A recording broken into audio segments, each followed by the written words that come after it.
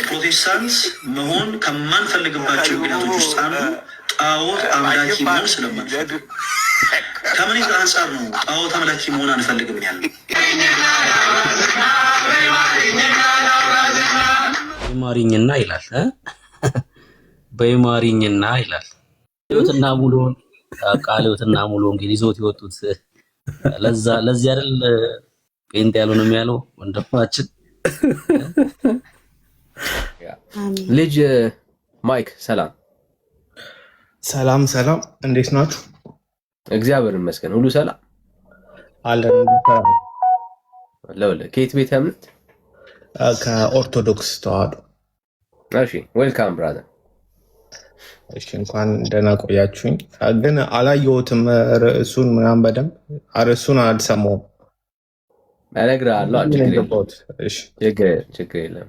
ኦርቶዶክስ ያልሆንበትን ጠይቁን እያልን ያለ ነው። ለምንድን ነው ኦርቶዶክስ ይሄ ሁሉ ትውልድ ያልሆነው ምናምን ብለህ አስበህ አታውቅም? አዎ እንደውም ይህን ጥያቄ እኔ መጠየቅ እፈልግ ነበር ለብዙ ጊዜና እስቲ ንገረኛው ከአንተ ለምሳሌ አንተ ለምንድን ነው ኦርቶዶክስ ያልሆንከው ወይ የማትሆንበት ምክንያት? እስቲ ያው ራስህ ካነሳ ነበር። እሺ በጣም ብዙ ምክንያቶች አሉን ኦርቶዶክስ ማንሆንበት ያልሆንበት እና ከሁሉ በላይ እኛ እንደ ክርስቲያን ኦርቶዶክስ ውስጥ ኢየሱስ ብቻ የሚል ትምህርት የለም። መዳን በክርስቶስ ኢየሱስ ብቻ የሚል ትምህርት የለም። እኛ መዳን በክርስቶስ ኢየሱስ ብቻ ብለን የምናምን ክርስቲያኖች ነን እና በኦርቶዶክስ ውስጥ መዳን በክርስቶስ ኢየሱስ ብቻ የሚለው ትምህርት ባለመሰበኩ ባለመነገሩ ኦርቶዶክስ እንዳልሆን አድርጎኛል። እኔ ቤተክርስቲያናችሁ ውስጥ ከኢየሱስ ውጪ በሌላም ይዳናል።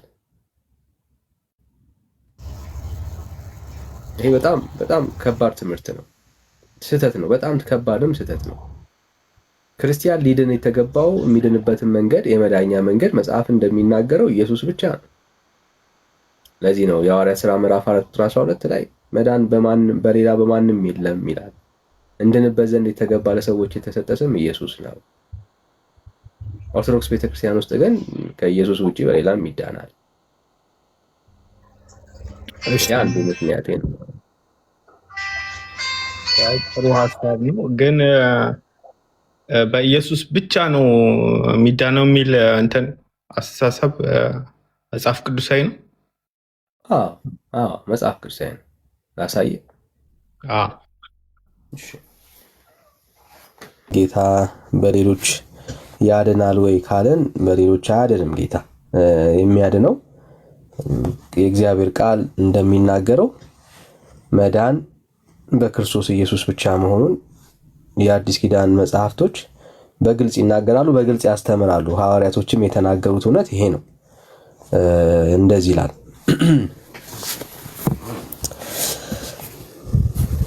ይታያል። አዎ ይታያል። እሺ መዳን በሌላ በማንም የለም። እንድንበት ዘንድ የሚገባን ለሰዎች የተሰጠ ስም ከሰማይ በታች ሌላ የለምና ይላል።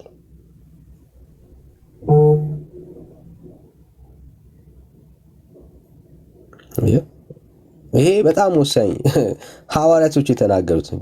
የእግዚአብሔር የአምላካችን ቃል ነው፣ የእግዚአብሔር ሐሳብ ነው። መዳን በሌላ በማንም የለም ነው የሚለው። ቤተክርስቲያኒቱ ውስጥ ግን ከኢየሱስ ውጪ በብዙ ነገር ሰዎች ይድናሉ። እሺ በዚሁ መጽሐፍ ቅዱስን ከከፈትከው አንድ የሆነ ጥቅስ ልስጥህ፣ በዛው እንትን ትልኛለህ። እሺ አንደኛ ቆሮንቶስ ምዕራፍ 9 እሺ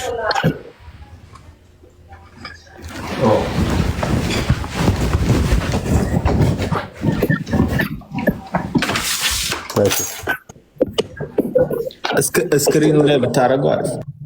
እሺ ቁጥር ስንት ላውጣ? ምዕራፍ 9 ቁጥር 22 ቁጥር 22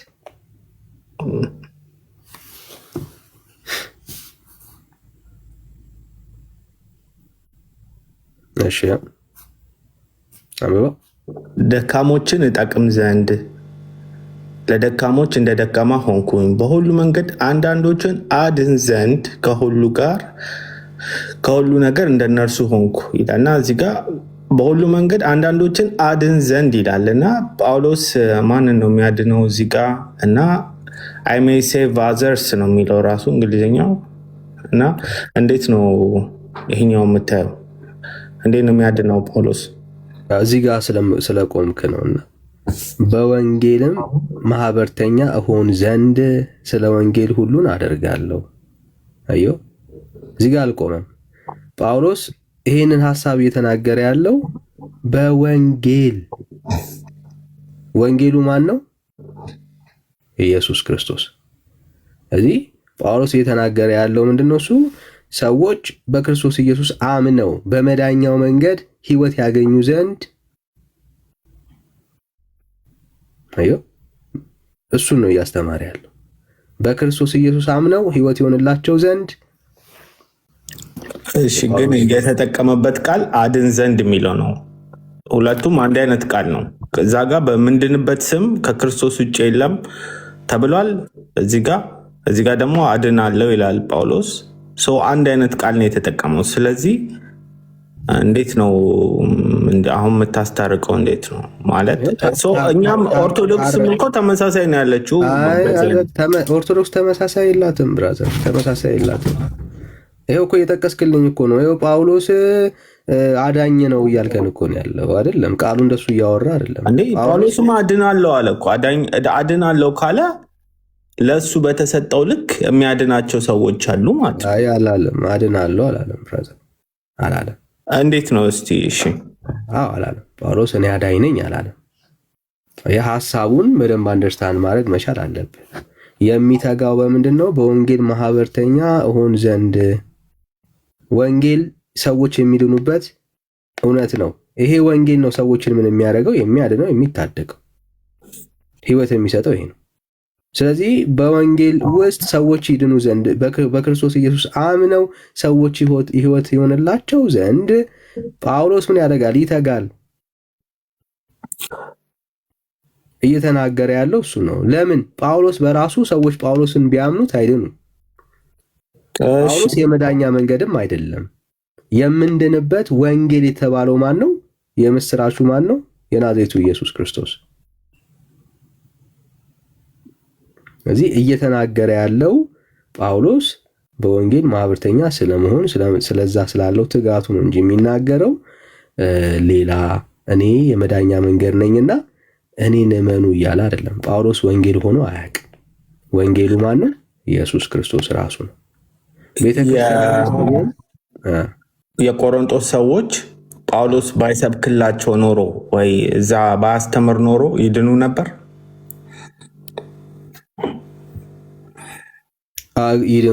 ጳውሎስ ባይጠቃ እግዚአብሔር ሌላ መንገድ አለው። የግድ ጳውሎስ አይደለም፣ እግዚአብሔር ነው ሰዎች እንዲድኑ የሚፈልገው። እግዚአብሔር አንተ ካልሄድክለት ጳውሎስ ባሄድ ኖሮ አይድኑም ብለህ መደምደም አትችልም። እግዚአብሔር ሉዓላዊ አምላክ ነው። ሰዎችን ማዳን ሲፈልግ እግዚአብሔር ሌላ ሰዎችን ያስነሳል። እግዚአብሔር ኦፍ ኮርስ በሰዎች ይሰራል፣ ግን ሰዎችን ማዳን ከፈለገ እግዚአብሔር የሚያድነው በሰው ነው።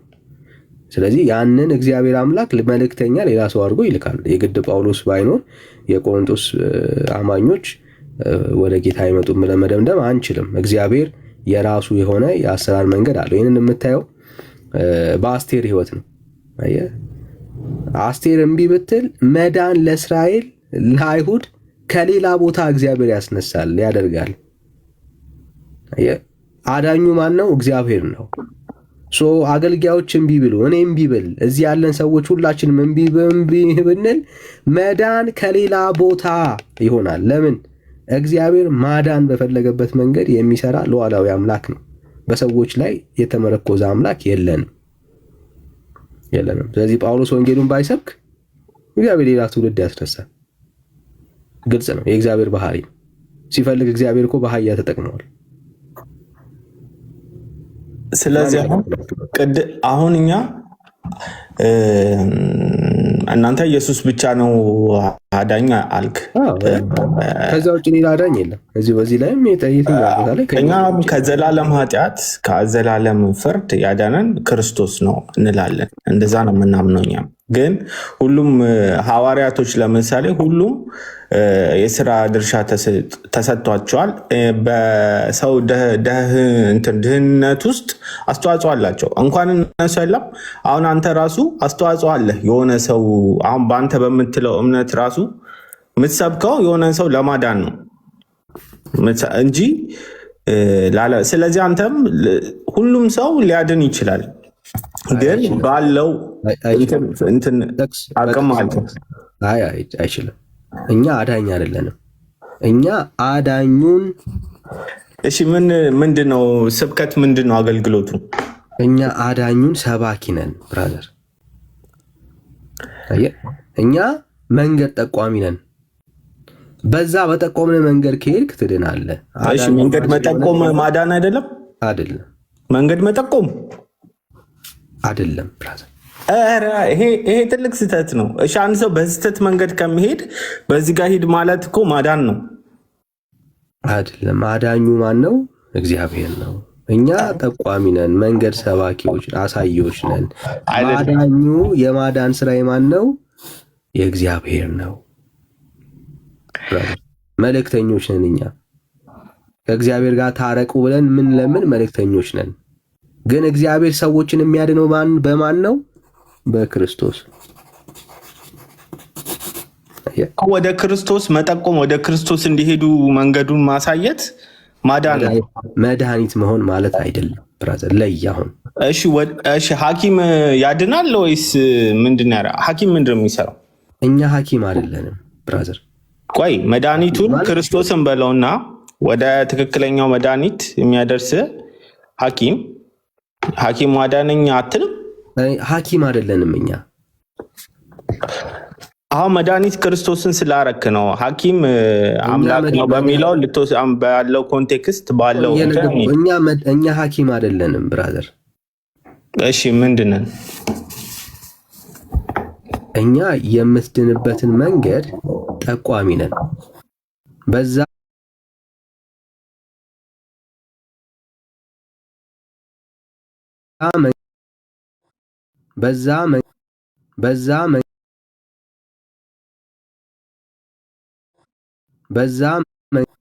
በዛ መንገድ አንተ ከሄድክ መድኃኒትህ ኢየሱስ ክርስቶስ እሱ ነው የሚያድንህ። ኦኬ። እግዚአብሔር ሰዎችን የሚያድነው ብቸኛ የማዳኛ መንገድ ማን ነው?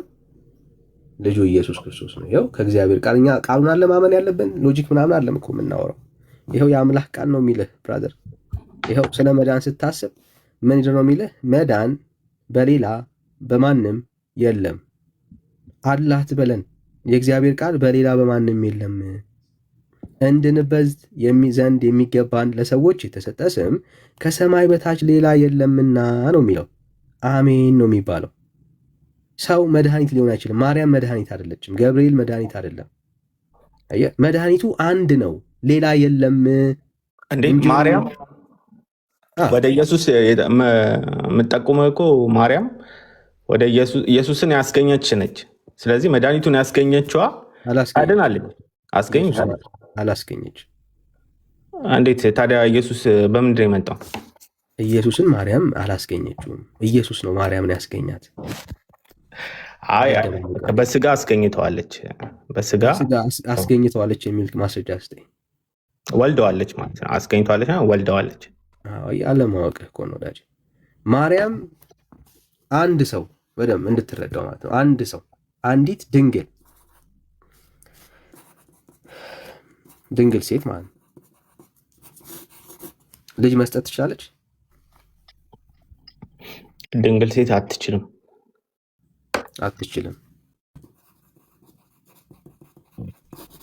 ማርያም ድንግል ናት? ድንግል አይደለችም? ድንግል ማርያም ድንግል ነች። ድንግል ናት። ማርያም ልጅ ኢየሱስን ማስገኘት መስጠት ትችላለች እግዚአብሔር ካረዳት በስተቀር? በእግዚአብሔር ፍቃድ ነው ሁሉ ነገር። አየው፣ ለዚህ ነው ቃሉ እንደሚናገረው በእሷ ህይወት ውስጥ ታላቁን ነገር ያደረገው እግዚአብሔር ነው። እሷ ባትፈቅድ እሺ ባትል ኖሮ ይወለድ ነበር ክርስቶስ? አዎ ክርስቶስ ይወለዳል፣ ሌላ ሰው ይጠቀማል። አይደለም እንደዛ አይደለም፣ አልተጻፈም እንደዚህ። የእግዚአብሔርን ባህሪ ስለማታውቅ ነው። እግዚአብሔር ምን አይነት አምላክ እንደሆነ ታውቃለህ? ሉዓላዊ ነው። ሉዓላዊ ነው ሉዓላዊ ነው ማለት በማንም ፈቃደኝነት ላይ የተመረኮዘ አምላክ አይደለም። ምን ማለት ነው? ሐሳቡን ለመፈጸም ማለት ነው። እንትና እምቢ አለኝ ብሎ ሐሳቡን የሚተው አምላክ አይደለም። ምን እንደው ማርያም እምቢ አለችኝ እንደው ምን ይዋጠኝ ብሎ የሚያስብ አምላክ አይደለም። ጉዳዩ ማርያም እንድትወልደው ሳይሆን የሚወለደው መድኃኒት ነው። ጉዳዩ ሰዎችን የሚያድነው የሚወለደው ነው እንጂ የተወለደበት መንገድ አይደለም። ይህንን የምታየው በማርያም ህይወት ነው። እግዚአብሔር አምላክ ሲመጣ የመጣው ከድንግል ማርያም ድንግል ሴት ናት። እግዚአብሔር የተጠቀመው ብቃት ያላቸው ወንድና ሴት የሆኑ ምናምኖችን አይደለም። እግዚአብሔር የተጠቀመው ባይዘው ድንግል ናት። ምን ማለት ነው? አንዲት ሴት ብቻዋን ልጅ መስጠትን አትችልም። ብቻዋን አንድ ሴት ልጅ መስጠት ትችላለች? አትችልም። እንኳን አይደለም ፈቃዷን ተፈጥሯዊ የሆነውን ነገር እንኳን እግዚአብሔር ምን አድርጎ ነው የሰራው? ኦቨርፓስ አድርጓል። አየህ he can do it brother።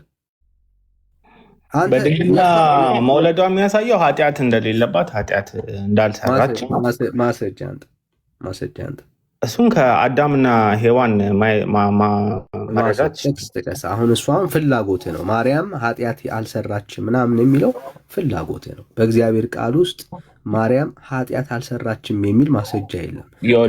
ለሔዋን የተፈረደባት ፍርድ ኃጢአት ስትሰራ ከሰራች በኋላ ነው በጭንቅ ትወልጃለሽ የሚለው ፍርድ የመጣባት። እመቤታችን ግን ያንን ነገር እንትን አላለም።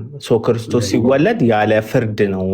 ያ በሔዋን የተፈረደባት ፍርድ አልተፈረደባት።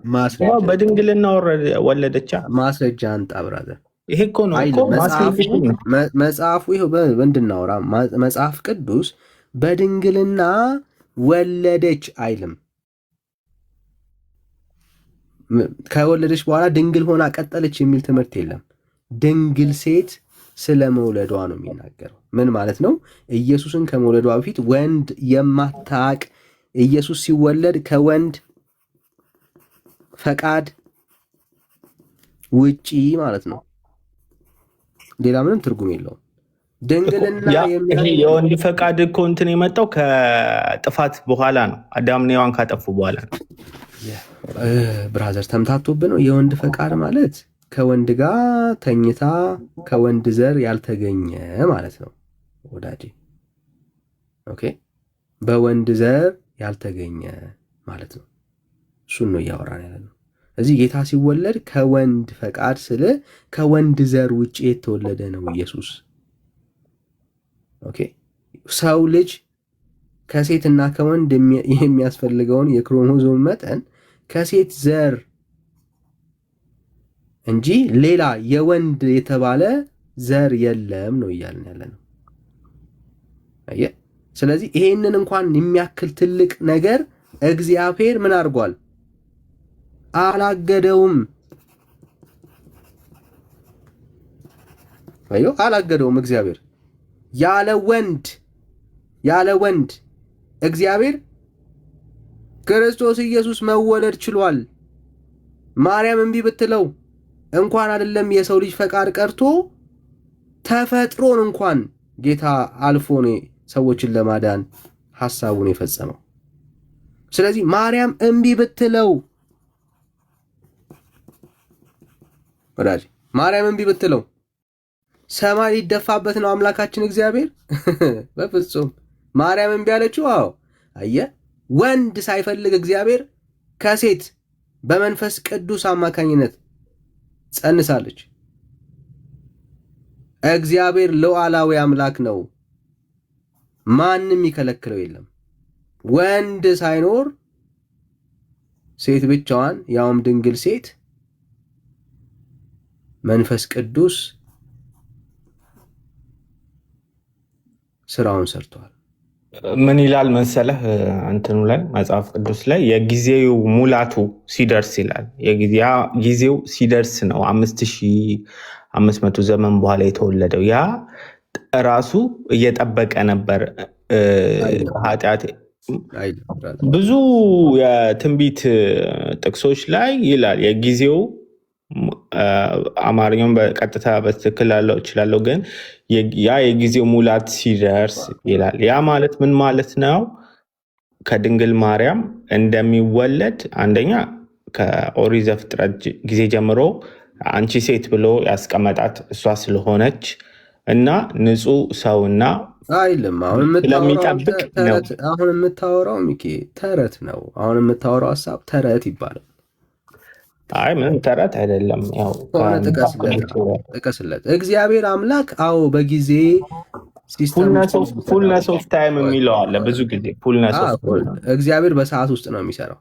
በሰዓት ውስጥ ነው የሚሰራው ማለት እግዚአብሔር በዚህ ጊዜ ውስጥ ሲሰራ ማርያምን እየጠበቀ አይደለም።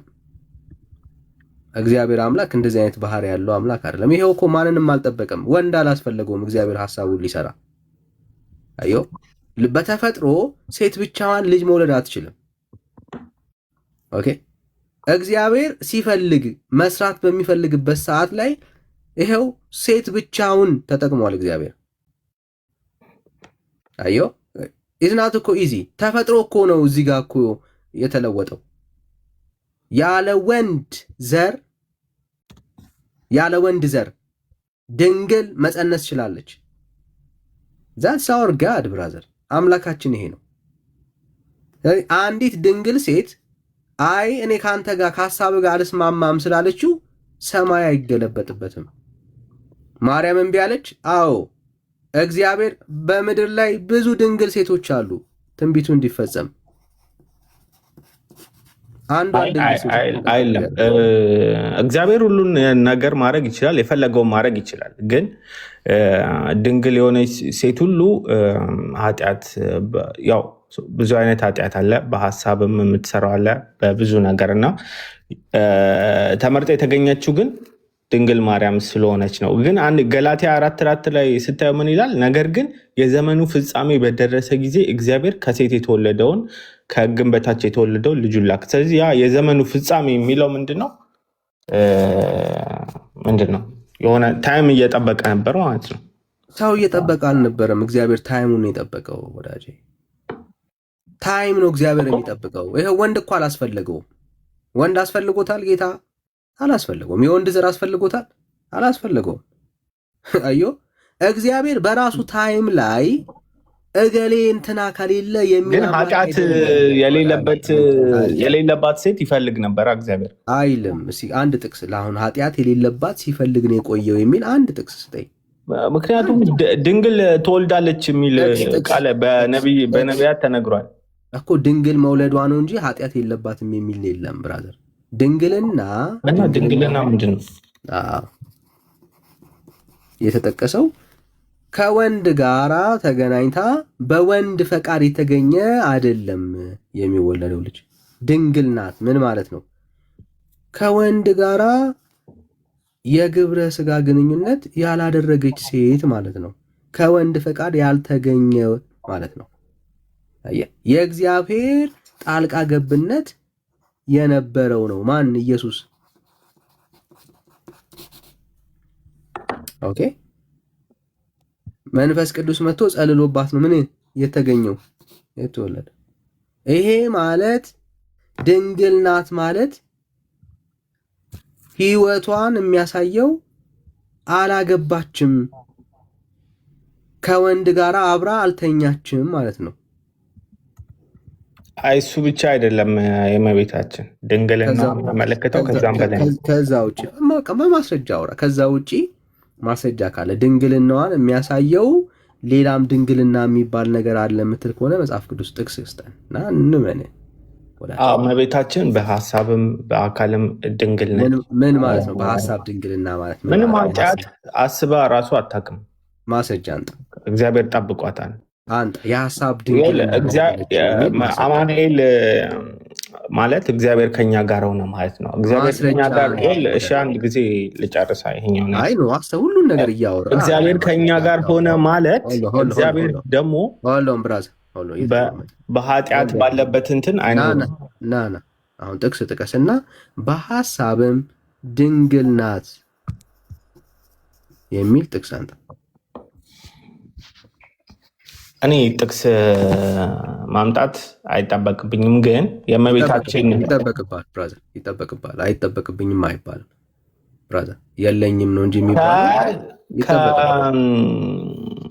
ብሉይ ኪዳን ከእመቤታችን ከተመሰለችበት ከታቦተ ጽዮን ጋር አያይዤ ልነግርህ እችላለሁ። በብሉይ ኪዳን ታቦተ ጽዮን ታቦተ ጽዮን አምላክ ያደረባት በእስራኤል ሕዝቦች ጋር ሲል አምላክ ያደረባት ነበረች። ጥቅስ ብራዘር፣ ጥቅስ አንተ ያቺ ታቦተ ጽዮን ከማይነቅ ነው እንጨት የተሰራችው። ጥቅስ አንተ የግዴታ ጥቅስ ማምጣት አይጠበቅብኝም። እንዲህ የሚል ራሱ እንትን የለም፣ መከራከሪያ የለም። ጥቅስ አምጦ የሚል እንትን ከኪስህ አታውራ። አሁን ከኪሴ ነው የማወራው ካልከን እንቀበላለን። ከኪሳችሁ እያወራችሁ ዶክትሪን አትመስሉ። ከኪሴ አይደለም ካልሆነ እንዳለ የተጻፈው ነው በሉቃስ። ካልሆነ አንተ ብራዘር ያለው ሰው እኮ በቃ ከኪስህ ካልሆነ አንተው ከሰፈር ነገርኩህ እኮ እግዚአብሔር በኃጢአተኞች አንተ ማርያም ድንግል ነበረች፣ በሀሳብም ድንግል ነበረች የሚል ማስረጃ አንተ የሀሳብ ድንግልና የሚባል እግዚአብሔር ለምንድን ነው ሰለሞን በሰራው እንትን ውስጥ በዳዊት በሚሰራው መቅደስ ውስጥ አላድርም ያለው? ለምንድን ነው? እሱ ጥያቄ ነው ወዳጄ። መልስልኝ። ጥያቄ ነው። አሁን ለጠየቅኩ ጥያቄ መጀመሪያ መልስ አንተ እኮ እሱን እነግርሃለሁ። ለምን እኛ ቤተክርስቲያን ነች ያስተማረችን። ያንን ደግሞ ከቤተክርስቲያን ካስተማረች ውስጥ ጥቅስ ያለ ጥቅስን ያስተማረች ቤተክርስቲያን ከጥቅሱም መጽሐፍ ቅዱስም የሰጠች ቤተክርስቲያን ስለሆነች መጽሐፍ ቅዱስ ከካቶሊክ ቤተክርስቲያን የወሰዳችሁት እናንተ። አሁን ለጠቀሱት ጥቅስ ለምንድን ነው በዳዊትን በሰራበት አንተ ቤተ መቅደሴን አትሰራም ያለው? ለምንድን ነው? እሱ መልስ እየጠበቅኩኝ ያለሁት በቃ እሱ ኃጢአተኛ ስለሆነ ነው እየጠበቅኩኝ ያለሁት ጥቅስ እኮ።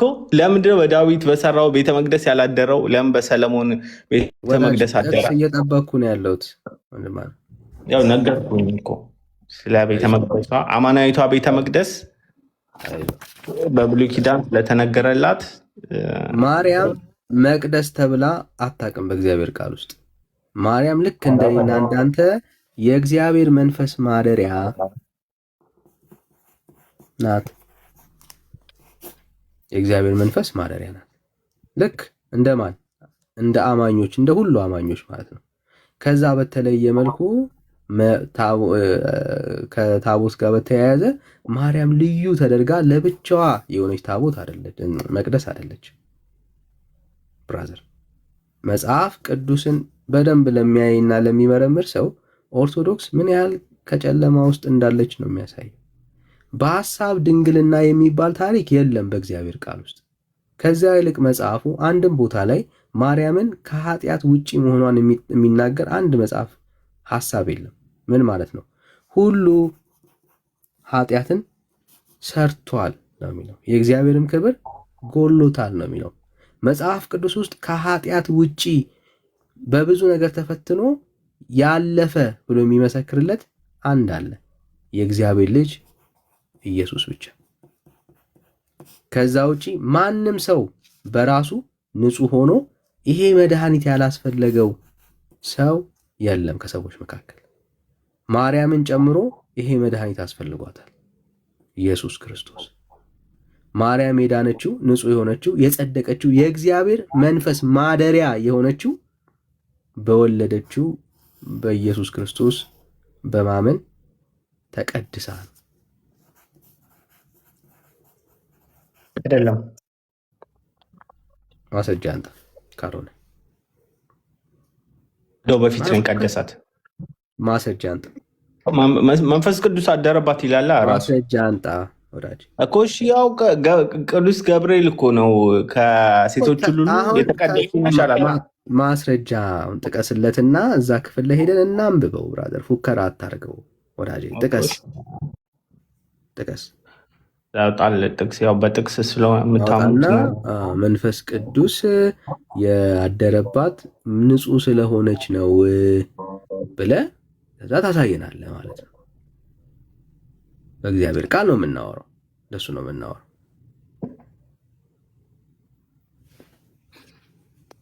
እሺ የገብርኤልን ሰላምታ ላንብብልህ። ደስ ያለን አንብበው አንተ አለኝ የምትለውን ማስረጃ ማለት ነው። ከዛ ያልከውን ንግግር እዛ ውስጥ እናየዋለን ማለት ነው።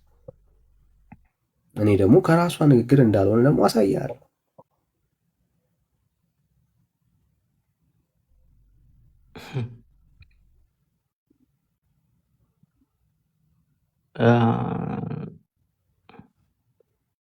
እሺ በስድስተኛው ወር መልአኩ ገብርኤል ናዝሬት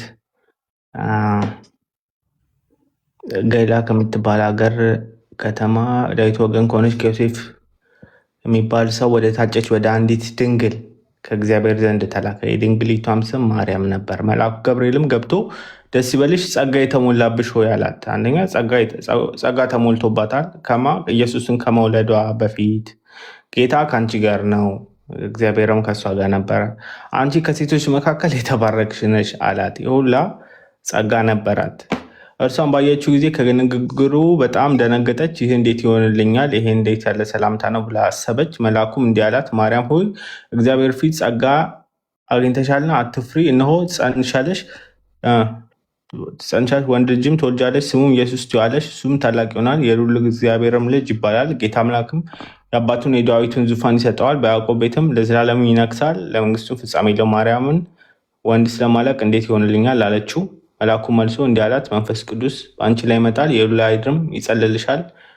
ይህ የሚወለደው ከሦስት ቅዱስ እግዚአብሔር ልጅ ይባላል። ነው ዘመድሽ ኤልሳቤጥ እርሷ ደግሞ ከእርጅና ወራት ጸንሳለች፣ ለእርሷም መካን ትባል ነበረች። ስድስተኛ ወር እግዚአብሔር ሲያልምና ማርያምም እነሆ የጌታ ባሪያው እንደ ቃል ይሁንልኝ አለች። መልአኩም ከእርሷ ሄደ። ማርያም እንደ ቃል ይሁንልኝ አለች። ማርያም ተነስታ ወደ ተራራማው ሀገር ወደ ይሁዳ ፈጥና መጣች። ወደ ዘካርያም ቤት ተሳለመቻት። ኤልሳቤጥም የማርያምን ሰላምታ በሰማች ጊዜ ጽንሱ በማኅፀኗ ውስጥ ዘለለ። በኤልሳቤጥም መንፈስ ቅዱስ ሞላባት ይላል። አላገኘኸውም? እስካሁን ቅድም ያልከው አታው ነው እኮ መጀመሪያ ነገርኩህ እኮ። ምንም የነገርከኝ ነገር የለም ብራዘር። ምን ነገርከኝ? ያልከው ሌላ፣ የምታወራው ሌላ። ደስ ይበልሽ ጸጋ የተሞላባት ነች፣ ማዕከል የለየች ነች፣ እግዚአብሔር ከእርሷ ጋር ነበር። ጸጋ ምን ያልሽ? የተሞላሽ። ኦኬ። ወደ ጸጋ ማለት ምን ማለት ነው? በቃ ጸጋ ማንኛውም የመንፈስ ቅዱስ ስጦታ ማለት ነው። ጸጋ ማለት ምን ማለት ነው ያልኩ። በቃ የመንፈስ ቅዱስ ስጦታ በቃ ሁሉም። ጸጋ ማለት ምን ማለት ነው ያልኩ። የመንፈስ ቅዱስ ስጦታዎች ማንኛውም አይደለም። እሺ ንገረኝ አንተ። ጸጋ ማለት ነፃ ስጦታ፣ ቸርነት ማለት ነው። ምን ማለት ነው? የሰጪውን በጎነት፣ የሰጪውን ቸርነት የሚያሳይ እንጂ የተቀባዩን ማንነት የሚያሳይ አይደለም። ኦኬ። በማንም ህይወት ውስጥ ጸጋ ከበዛ ሰጪውን ነው የሚያሳየው። የሰጪውን ቸርነት፣ የሰጪውን በጎነት፣ የሰጪውን ማንነት ነው የሚያሳየው በጸጋ ውስጥ። በማርያም ህይወት ውስጥ ጸጋን ያበዛላት ማን ነው? እግዚአብሔር። ጸጋ ለተገባው ሰው አይደለም የሚሰጠው። ባይዘው ሰጪውን ነው የምታይበት፣ ለጋሽነቱን ነው የምታይበት። ይህንን ከማርያም ንግግር ላሳይ። ይኸው እንደዚህ ይላል። ማርያምም እንዲህ አለች፣ ነፍሴ ጌታን ታከብረዋለች፣ መንፈሴም በአምላኬ በመድኃኒቴ ሐሴትን ታደርጋለች። መድኃኒቷ ማን ነው? አምላኳ። ብራዘር ማርያም ልክ እንደኔና እንዳንተ ምን ያስፈልጋታል? መድኃኒት የሚያስፈልጋት። አዎ ያስፈልጋታል። እሱን አላምንም ማለት አትደረብ ብራዘር፣ አትደረብ። መድኃኒት የሚያስፈልገው ሰው የታመመ ሰው ማለት ነው።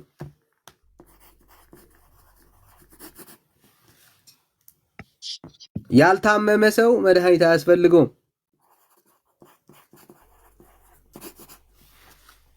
ማርያም መድኃኒቷ ማን ነው? እግዚአብሔር ጌታዋ። በመድኃኒት ያለች ማርያም መድኃኒት ያስፈልጋት ናት።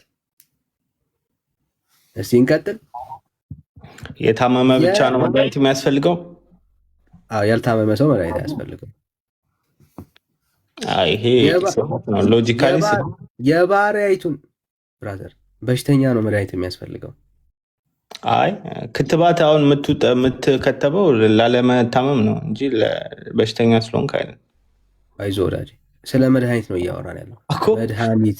መድኃኒት ነው እሱም እኮ መድኃኒት ማለት ሊታመም ሊያመው የታመመ ሰው የሚወስደው ማለት ነው ወዳጄ እኮ። ቀድሞ ሊወሰድ ይችላል። አንዳንድ ነገሮች ቀድሞ ለጥንቃቄ የሚወሰድ ነገር ያ መድኃኒት። ስለዚህ ምን ያስፈልጋት ነበር ማለት ነው? መድኃኒት እኮ ኃጢአት የለባትም የሚለውን ነው እንጂ መድኃኒት ወዳጅ ምን ሆነ ነው? እግዚአብሔር ክትባት ነው እያልከን ያለው? ኖ አላልኩም። ሎጂካሊ ግን ያነሳው ሀሳብ የታመመ ሰው ነው መድኃኒት ልናየው። ማርያም ኃጢአተኛ ስለሆነች ነው ልናየው ነው። ችግር የለም መድኃኒቱን ልናየው ነው ወዳጅ። ይኸው ሐሴት አድርጋለች እና የምኑን የባሪያይቱን ውርደት ተመልክቷልና። የምኑን የባሪያይቱን ውርደት ተመልክቷልና። አየህ፣ በእሷ ህይወት ውስጥ እሷ የምታውቀው ውርደቷን ነው። ያከበራት ማን ነው? እግዚአብሔር። አየህ፣ ስለ ማርያም ህይወት ስታይ ማርያም ያለችውን ነገር ነው ልትመለከት የሚገባው። ስለዚህ ጸጋ ቢበዛላት፣ መድኃኒት ቢሆንላት፣ ውርደቷን ቢመለከትላት ማርያም ተገብቷት ሳይሆን የእሷን ህይወት ከፍ ያደረገው ማን ነው? እግዚአብሔር። ከዛ ውጪ በማርያም ህይወት ውስጥ እናንተ የምትለውን እሷ መድኃኒት አላስፈለጋትም ስትል እሷ መድኃኒቴ ነው እግዚአብሔር ትላለች። እሷማ በፍጹም በምንም ተዋርዳ አታውቅም ስትል እሷ ውርደቴን ነው የተመለከተው ትላለች። አየህ፣ እሱ የሚገባት ይሄ ነው። ማርያም የምታየው ይሄ ነው። ማርያም የሚገባት ይሄ ነው። የምትረዳው ይሄ ነው። የምታውቀው ይሄ ነው። ብርቱ የሆነ እሱ ሃሌሉያ። በጣም እኮ እኔ በእውነት ዘንድሮ ኦርቶዶክሳውያንን ማርያም ብታያችሁ በጣም የምታፍርባችሁ ናቸው። ይኸውልህ እግዚአብሔር በቃ በኃጢአተኛ መቅደስ ውስጥ በኃጢአተኛ ብራዘር እርግጠኛ ሁን። በቃ ብሉይ ኪዳን እንዳለ የሚያሳየው እሱ ነው። ሁሉም በጥቅስ ታሳይናል። ብርቱ የሆነ እርሱ ማን? እግዚአብሔር በእኔ ታላቅ ስራ አድርጓል፣ ስሙም ቅዱስ ነው። ማን ነው እሱ ያደረገው? በማርያም ህይወት ተገብቷት ነው? አይደለም። ብርቱ የሆነ እግዚአብሔር። አየህ፣ ኃያል የሆነ እግዚአብሔር፣ የማይቻለውን ያስቻለ እግዚአብሔር፣ ኢምፖሲብል የሆነውን ጉዳይ እግዚአብሔር ነው ምን ያደረገው? ፖሲብል ያደረገው። ሂ ማይቲ ጋድ ነው። ብርቱ ነው እሱ። ኃያል ነው እሱ። አየህ፣ ይህ እንዴት ይሆናል ያለችውን ጉዳይ ያስቻለ ኃያል አምላክ ነው እግዚአብሔር። በማርያም ሕይወት ውስጥ ምንም ነገር እንዳይዘው ያደረገው ብርቱ የሆነው አምላክ ስላገኛት ነው። በራሷ ብርቱ አልነበረችም ማርያም። ብርቱ የሆነ ጌታ አግኝቷት ነው። ክርስትናዬ ነው። ውርደቷን ተመልክቶላት ነው። በራሷ ብቁ አልነበረችም።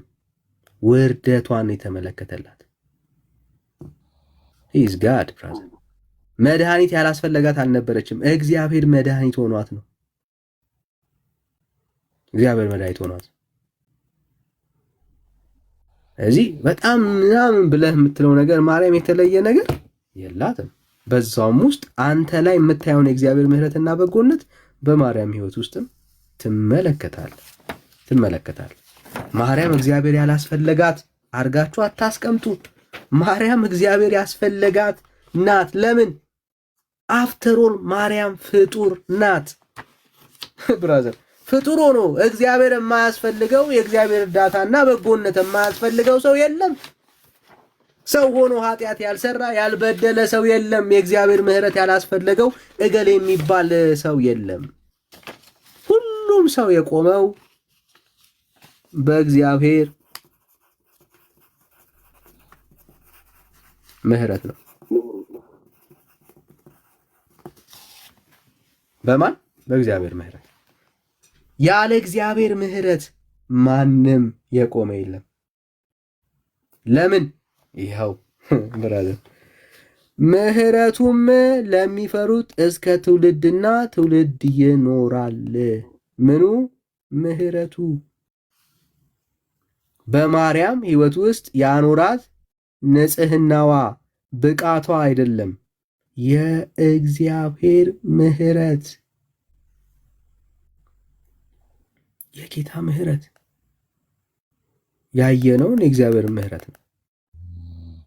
ከዛ ውጪ በማርያም ሕይወት ውስጥ የተለየ ነገር የለም።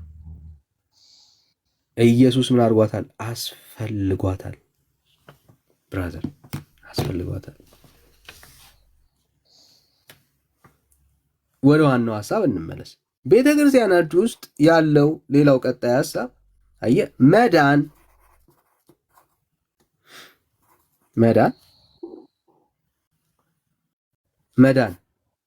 በኢየሱስ የለም። በጣም ነው የሚያሳፍረው። ባይዘው መዳን በኢየሱስ የለም። ላሳየህ ቅንነትን በጣም በቃ እንዳንተ አይነት ወንድም እህቶችን በጣም በቃ ስለምናዝንላቸው ማለት ነው። ላሳየህ ሚኪ፣ መዳን በኢየሱስ እንደሌለ ላሳየህ። ሚውት ነው እያወራህ ከሆነ ስልክ ካልገባብህ። ይኸውልህ እመቤታችን ከሴቶች ሁሉ የተባረክሽ ነሽ ተብላለች። ከሴቶች ሁሉ የሚለው እሷ ከሴቶች ሁላ አወዳድሯት ንጹህ እንደሆነች ያሳያል። ሁሉ የለም ከሴቶች መካከል የተባረከች መካከል ነው። እና ምን ማለት ነው? በቃ መካከል ነው። ከሴቶች መካከል እግዚአብሔር ፈልጎ እሷ ብቻ ነሽ ንጹህ ሆነ ያገኛት። አየህ፣ ከሴቶች ንጹህ የሚል የለም። የተባረክሽ ነሽ አለ እኮ። ከሴቶች መካከል የተባረክሽ። መባረክና ንጹህ መሆን ይለያያል ወዳጅ። ኧረ ገዳይ! እና ምን ማለት ነው መባረክ? ከሴቶች መካከል የተባረከች ናት። ብለስድ እኮ ነው። ብለስድ ናት። ብለስድ ናት። ከሴቶቹ ትለያለች ማለት ነው። ትለያለች የሚል የለም ብራዘር። እና ከሴቶች መካከል ነው መርጦ እኮ ነው እግዚአብሔር አይቶ ነው ይህንን ነገር ያለው። እግዚአብሔር አይቷል፣ አወዳድሯታል ማለት ነው ከሌሎች ሴቶች። ወዳጄ ከሴቶች መካከል ማርያም አንዷ የተባረከች ናት። አንዷ ሚል የለም። አንዷ ሚል የለም። ብቸኛ አይልማ መጽሐፉ። ከኪስ ነው እየጨመረ ከሴቶች መካከል አሞንግ ውመንስ ብለስድ አሞንግ ውመንስ በቃ ከሴቶች መካከል ከሴቶች ኢቨን ወንዶችን ሳይጨምር ፎር ኢንፎርሜሽን ብራዘር ከሴቶች መካከል ከሰው መካከል አይልም። ባይዘዌ ከሰው መካከል አይልም። ለመረጃ ያክል ማለት ነው። ከወንዶች ከአወራር ነው አትበል። ምንም አወራደር አይኖርበትም እግዚአብሔር። እኮ የሚያሳየው ከሌሎች ሴቶች ጋር እንዳነጻጸራትና እሷ ልዩ ሆና እንደተገኘች ነው። ከሴቶች መካከል እንድትረዳው ምንድን ነው የለያት? ምንድን ነው የተለየችበትን እስኪ ንገረን። ኃጢአት አለመስራቷ ንጹህ አሳየን። ኃጢአት የሚል የለም በእግዚአብሔር ቃል ውስጥ አንድ ከኪስህ ካልጨመርክ በስተቀር ቃሉን ግለጥና ማለት ብለስድ እኮ የተባረከች የሆነችው እኮ አብንም ኃጢአት ስለሌለባት ነው። በጸሎቷም ማየት ይችላል። ኃጢአት ስለሌለበት ሰው ተባረከ የሚል የለም። በምድር ላይ ሆኖ ኃጢአት ያልሰራና ያልፈጸመ ሰው የማይፈጽም ሰው የለም አለ እመቤታችን በስተቀር እሷ አላደረገችም። ጥቅስ አውራ። አሁን የምታወራውን ከባድ ነው የሚያደርገው ሰው ያለ ጥቅስ እያወራ አንተም የምትለውን ቃል ከሰው ሁሉ እንትን የሚያሄድ የለም ካልክ ለእሱም ማቅረብ አለብህ። ጥቅስ ማቅረብ አለ። ሁሉም ኃጢአት ሰርተው የሰው ልጅ ሁላ ይሰራል የምትል ከሆነ ማቅረብ አለብህ አንተ። ሰው ኃጢአት ሁሉ ሰው እንደሰራ የእግዚአብሔር ክብር እንደጎደለው እንደዛ ካልክ ህፃናትስ ብዬ ጠይቃለሁ። ህፃናትም ሰርተዋል ልትል ነው? እንደሱ ስትለኝ ደስ ይለኛል። በቃ እናያለን ናቸው። ህፃናትም ሰርተዋል ማለት ነው። አይዞህ ወዳጅ። ይኸው የእግዚአብሔር ቃል እንደዚህ ይላል። ይኸው ከላይ ጀምረን እንጀምረው። እሺ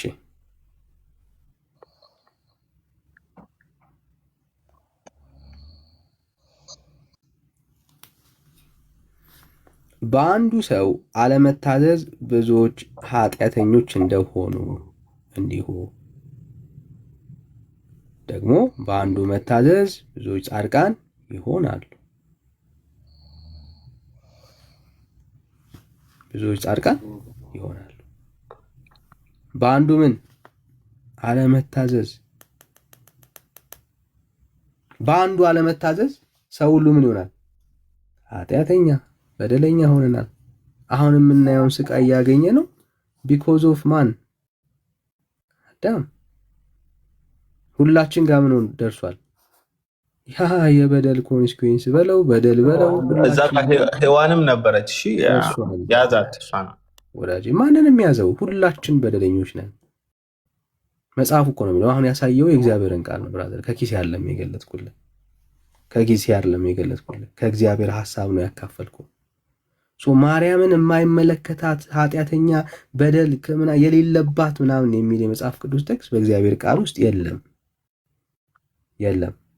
በእግዚአብሔር ቃል ውስጥ ይህንን የሚመለክ ማርያምን ሊያወጣ የሚችል በደል የለባትም የሚል የእግዚአብሔር ሐሳብ የለም። አንድ ማለት ነው። ኢየሱስ አያስፈልጋትም እያልከን እኮ ነው ያለው። ያስፈልጋታል። አያስፈልጋትም አላልንም። ኢየሱስ ካስፈለጋት ኢየሱስ የሚያስፈልገው እንግዲያውስ መድኃኒት ነው ማለት ነው። ኢየሱስ አይደል? ኢየሱስ ከኦሪጂናል ሲን ሊያድናት ነው። እሷ ደግሞ ኦሪጂናል ሲን። ኦኬ ኦሪጂናል ሲን አጠቃላይ ከኃጢአት ከዓለማት። እሺ ኦሪጂናል ሲን። እሺ አሁን ስለዚህ ኦሪጂናል ሲን የአዳም ኃጢአት ማለት ነው። እንደዛ ነው የምታምነው? የአዳም ኃጢአት። ስለዚህ የአዳም ኃጢአት ነበረባት ማለት ነው ማርያም። ኦሪጂናል ሲን የሚለው የአዳም ኃጢአት ለምሳሌ ሞት የመጣው በኦሪጂናል ሲን ነው። ያ የአዳም ኃጢአት ነበረ፣ ማርያም ነበረባት ማለት ነው። እንደዛ ነው ብለህ የምታምነው? የአዳም ኃጢአት አዎ፣ የአዳም ኃጢአት ነበረባት። ሁሉም ላይ ያለ ነበረባት። በራሷ ግን ምንም አልሰራችም። ኃጢአት ነበረባት። እሺ የአዳምን አረጋገጥን፣ ቲክ እናድርገው። በራሷ ደግሞ ኃጢአት አልሰራችም የሚል አሁን ደግሞ ማስረጃ አሞንጉም ምንም በድንግልና መውለዷ ከዛ በኋላ ኖራለች እኮ ወንድም ዓለም እና በኃጢአት አልነበረባትም የሚል ማስረጃ ነው አሁን የምሰጠው። ድንግልና እንዳልኩ ከወንድ ጋር ለመገናኘቷን የሚያሳይ እንጂ መውለዷ በድንግልና መውለዷ ኃጢአት እንዳይለባት ያሳያል። አያሳይም ብራዘር። በዛ ውስጥ እኮ ሄደን አየን። ከኃጢአት ጋር ምንም የተገናኘ አዳምና ሔዋን ሲያጠፉ እንደ ቅጣት ነው። ለአዳም የሞት ሞት ትሞታለህ አለው። ለሔዋን ደግሞ በምጥ በጭንቅ ትወልጃለሽ አላት እንጂ ከድንግልና ጋር የተገናኘ ነገር የለውማ። ስለዚህ ይሄ ነው ፍርዱ የነበረው። የምታወራውን ግን ታውቀዋለህ ወዳጄ፣ የምታወራውን ታውቀዋለህ።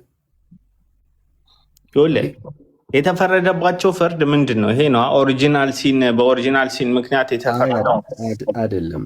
ከድንግልና ጋር የተገናኘ ምንም ፍርድ የለም ብራዘር። ከድንግልና ጋር የተገናኘ ምንም ፍርድ የለም። ድንግልና የሚያሳየው ወንድ ከመውለዷ በፊት አለማወቋን ነው። ታትስ ኦል ብራዘር። ወንድ አለማወቋን ነው የሚያሳየው። ከዛ ውጪ ወንድ አለማወቋን ከማሳየት ውጪ ሌላ የተገናኘ ኮንሰፕት የለውም። ጌታ የተወለደው ያለ ወንድ ፈቃድ መሆኑን ማሳያ ነው እሱ።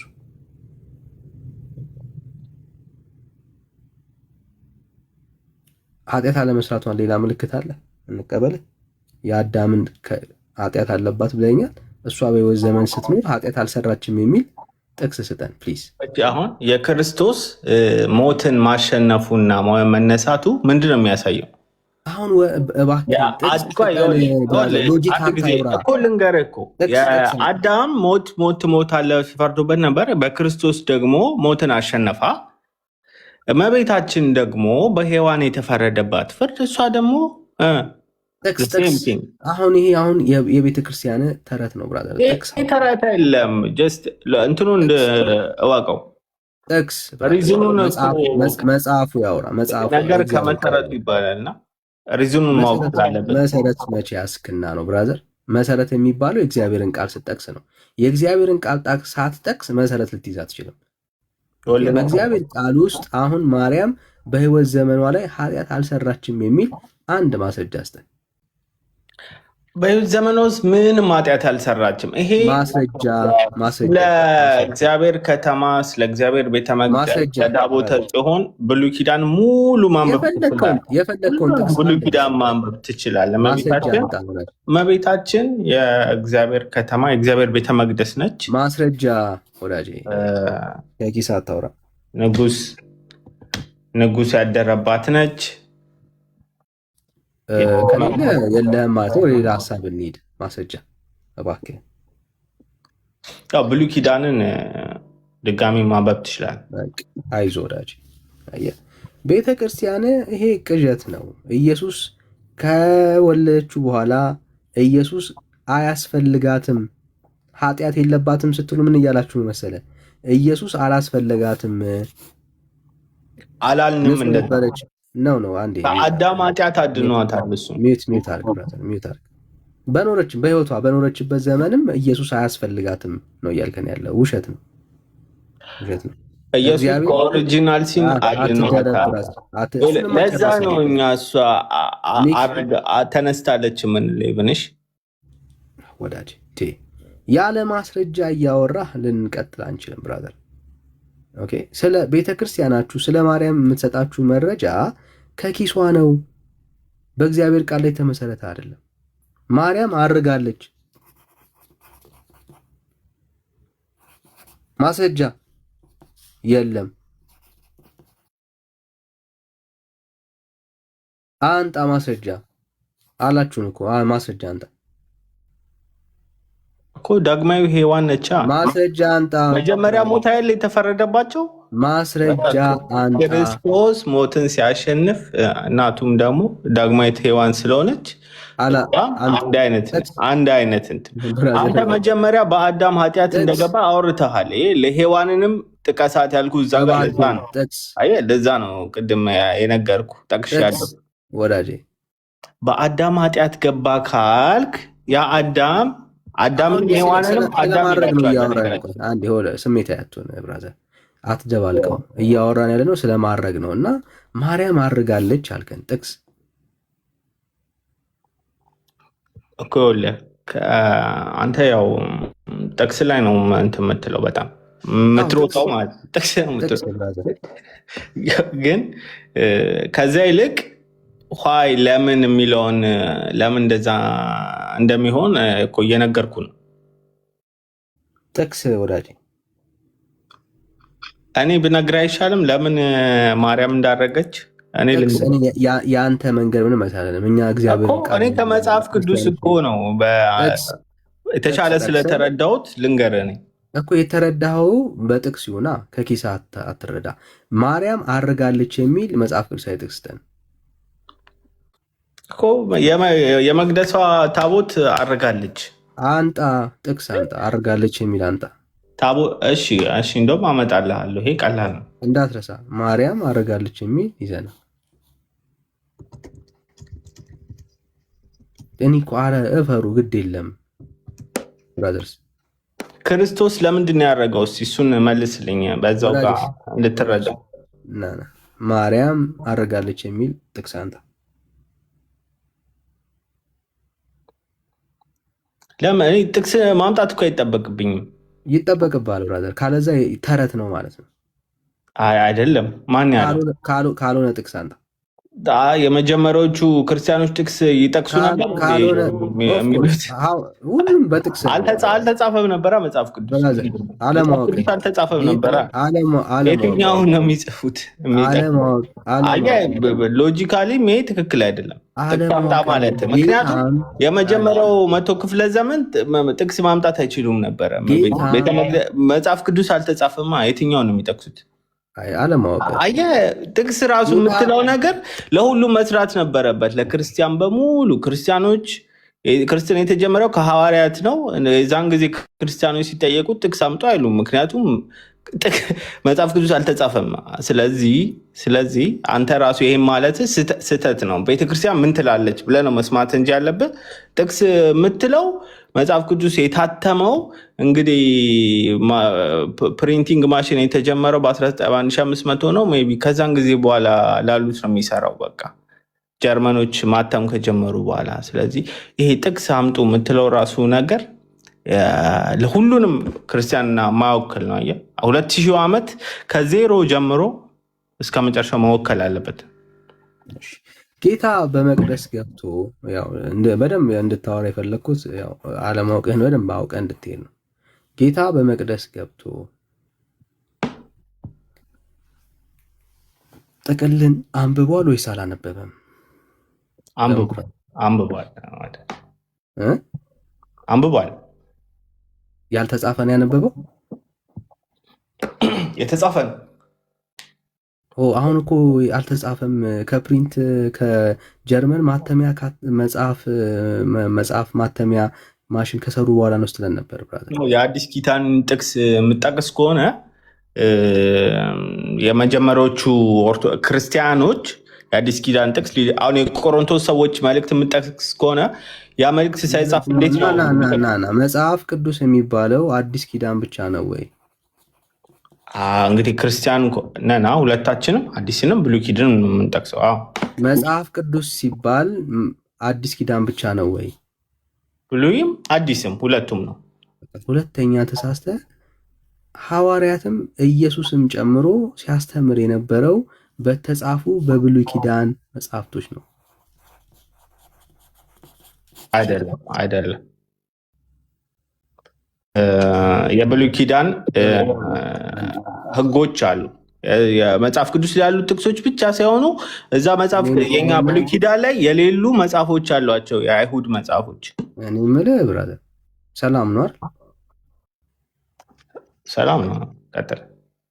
እሺ ጴጥሮስ የብሉይ ኪዳን መጽሐፍቶች ስለ ጌታ የተነገሩ ሀሳቦችን እየጠቀሰ ወንጌል ሰብኳል አልሰበከም? ሰብኳል። ከየት? ከአይሁድ መጽሐፎች። ብሉይ ኪዳን መጽሐፍቶች ማለት እኮ ነው ብራዘር። አሁን የምታወራው የብሉይ ኪዳን መጽሐፍ ማለት ነው። ኦኬ እንደዛ የምትል ከሆነ እኔም አሁን ማለት ነው ሌሎች መጽሐፎችን ማምጣት ትችላለሁ ማለት ነው። እነ ጳውሎስ የሚጠቅሱትን ከተቀበልክ እነዚህ ይሄ የታተመው መጽሐፍ ቅዱስ አንተ እኮ ጥቅስ ስጠቅስ ይቺ የታተመችው መጽሐፍ ብራዘር አንድ ራስን አረጋጋ፣ አንድ የረጋበል እና የምታወራውን ራሱ አስተውለው ወዳጄ። ሃይማኖተኝነትን አይባለው። አይ በፍጹም ጭፍን እንትን ውስጥ ነው ያለው ወዳጄ። ሐዋርያትም ኢየሱስ ክርስቶስም ስለ ክርስቶስ ኢየሱስ የተነገሩ ትንቢታትን የዳዊትን መጽሐፍ፣ ሌሎች ትንቢት መጽሐፍት ላይ ያሉ ሐሳቦችን እየጠቀሱ አስተምረዋል። ትክክል ነው። እሱ ትክክል ነው። አንዴ ሚውት አድርግ ብራዘር፣ ሚውት አድርግ ወዳጄ፣ ሚውት አድርጋል። ቴንክ ዩ። አስተምረዋል። ከየት? ከብሉይ መጽሐፍቶች። ብሉይ መጽሐፍቶች መጽሐፍ ቅዱስ ነው። ምን ማለት ነው? የአምላክ ቃል ናቸው። እነኝን የአምላክ ቃል እየጠቀሱ ወንጌልን ሰብከዋል።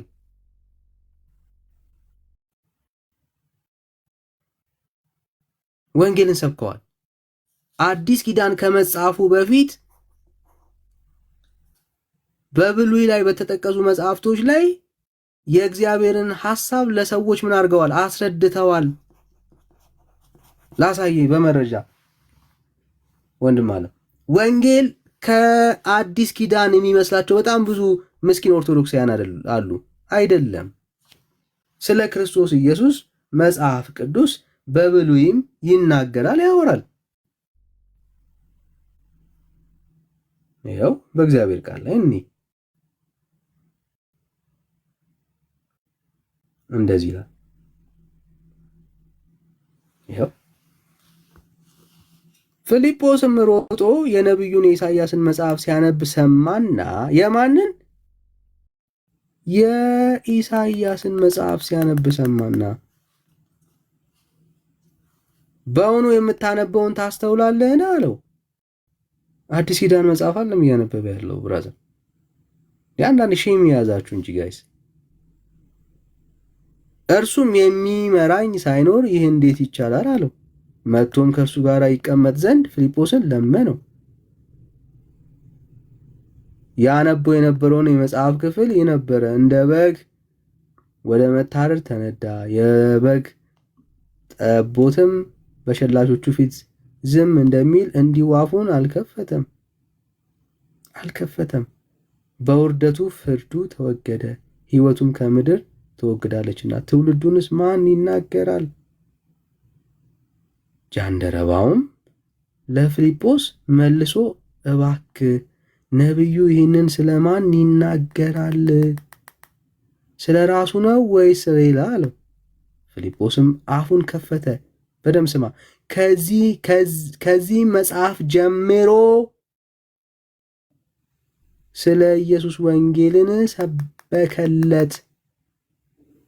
ቤዝዶን መጽሐፍ ብራዘር፣ አየህ፣ የእግዚአብሔር ቃል በብሉይ ኪዳን ላይ በተመሰረቱት መጽሐፍቶች ላይ አዎ ሐዋርያቶች ወንጌልን ይሰብኩ ነበረ። ኢየሱስን አሳይተዋል ለትውልድ። ከኪሳቸው አልነበረም ሲሰብኩ የነበሩት። በብሉይ ኪዳን ላይ የተጠቀሱ ስለ ክርስቶስ ኢየሱስ የተነገሩ ትንቢቶችን እያመጡ አገልግለዋል፣ ሰብከዋል። መጽሐፍ ቅዱስ ሲጻፍ ምናምን ብለህ ሙድ ለመያዝ አትሞክር ወዳጄ። በዚህ ዘመን ላይም የተጻፈ መጽሐፍ ነበር። ይሄው ኢትዮጵያዊ ጀንደረባ ያነብ ነበር ኢሳያስን መጽሐፍ። አንዳንዴ ፕሊስ ለማወቅ ግቡ። ካላወቃችሁ ቢያንስ የሆነ ነገር አውቀ ሂድ። ሃይማኖተኝነት አያዘ ወዳጄ።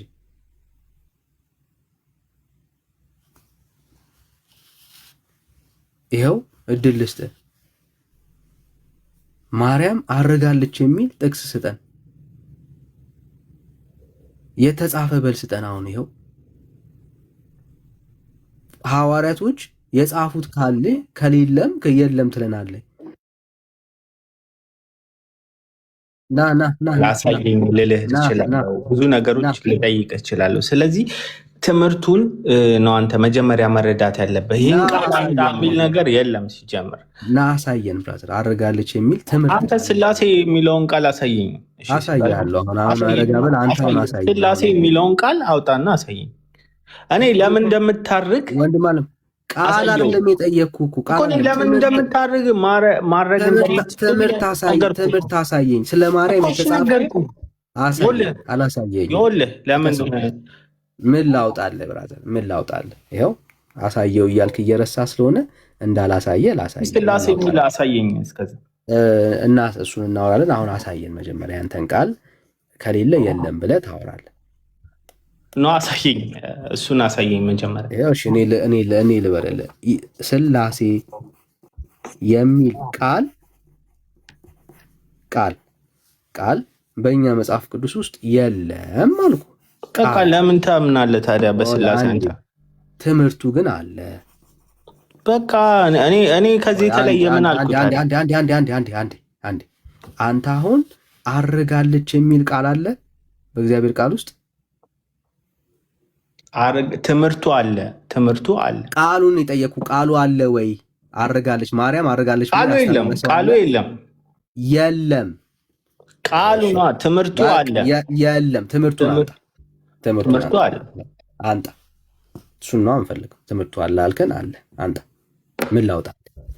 እሺ ቆይ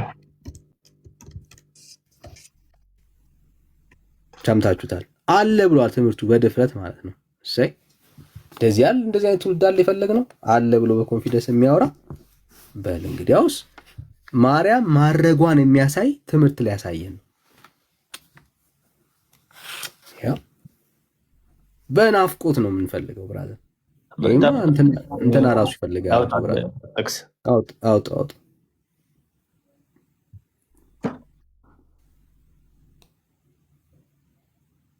ናጎሽ በርታ።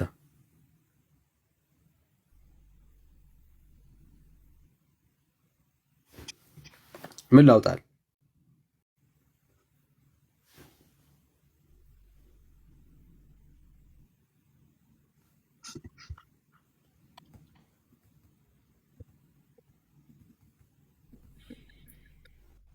ወዳጅ ምን ላውጣል?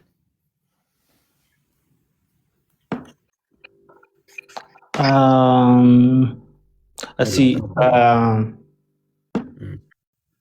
መዝሙር 132:8 እሺ መዝሙር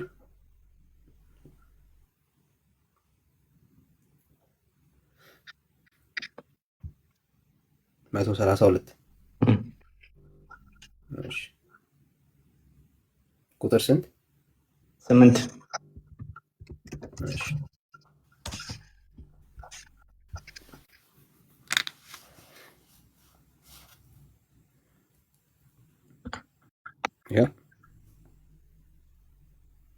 እሺ አቤቱ ወደ እረፍትህ ተነስ፣ አንተና የመቅደስህ ታቦት። እሺ ምን ማለት ነው? ጥያቄ ነው።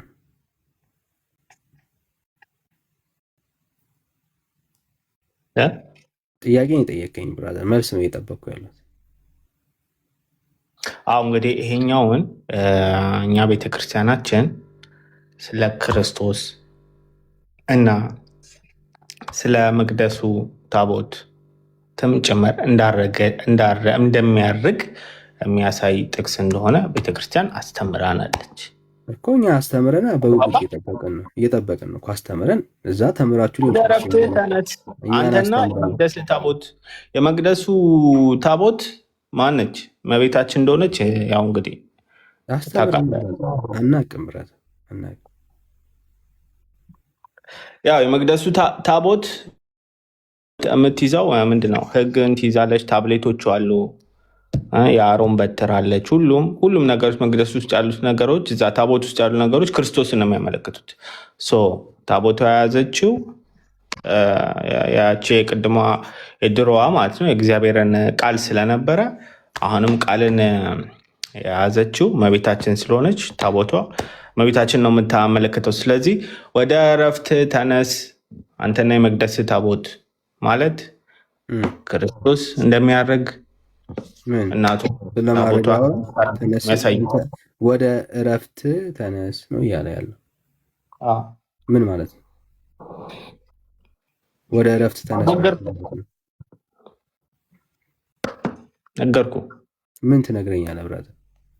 ምንድን ነው እያልኩ ነው እየጠየቅኩ ነው ያሉት። ስለ እርገቱ ነው የሚያወራው። ከእርገት ጋር ምን ያገናኘዋል? በአንተ አስተሳሰብ ነው። አንተ አስረዳና ብራዘር፣ አስረዳና። አለ የፈታችበትም ሪፈር ማለት ነው እኮ ትምህርቱ አለ አይደለ ያልከን እኮ ትምህርቱን እኮ እያየን ምን ታደርጋለህ መሰለህ? የዚህ የመዝሙር የተተረጎመበትን ቤተክርስቲያን የተረጎመችበትን አስረዳን ያልኩ እኮ ትምህርቱ አለ አልከን አይደለ? ትምህርቱን ወዳጄ እኛ መፈለግ አይጠበቅብንም ብራዘር። ከጨለማል አንተ ያለህበት ሰውዬ ማስረዳት ካልቻልክ ምንም አይጠቅመንም ብራዘር። ይኸው አስረዳው። እሺ ወደ ማደሪያዎች እንገባለን ይላል ለምሳሌ። እሺ ማደሪያው ማን ነው? ማርያም ናት። ወደ ማደሪያዎቹ እንገባለን እግሮቹ የሚቆሙበት ስፍራ። ማደሪያዎቹ እነማን ናቸው? ከማርያም ሌላ ኢየሱስ ያደረበት አለ?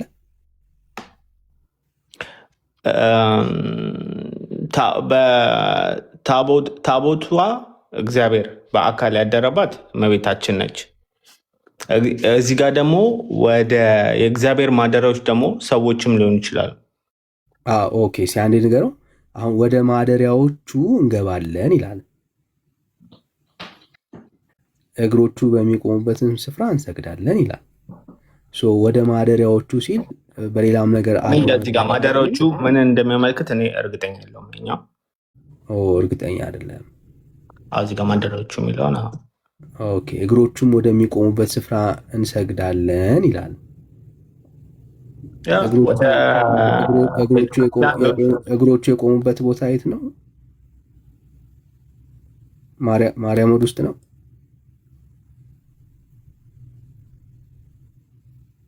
ወዳጅ ወንድም አለ ብራዘር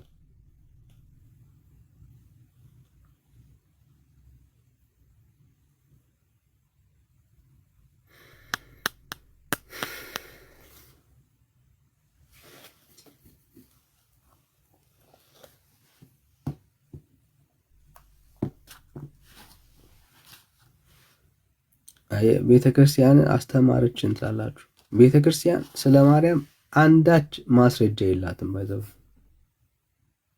አንዳች ማስረጃ ማለት ልጠቅሰውና ልታወራው የምትችለው ጥቅስ ስለ ማርያም የላትም። ነገረ ማርያም የኦርቶዶክስ ያለ እግዚአብሔር ቃል የቆመ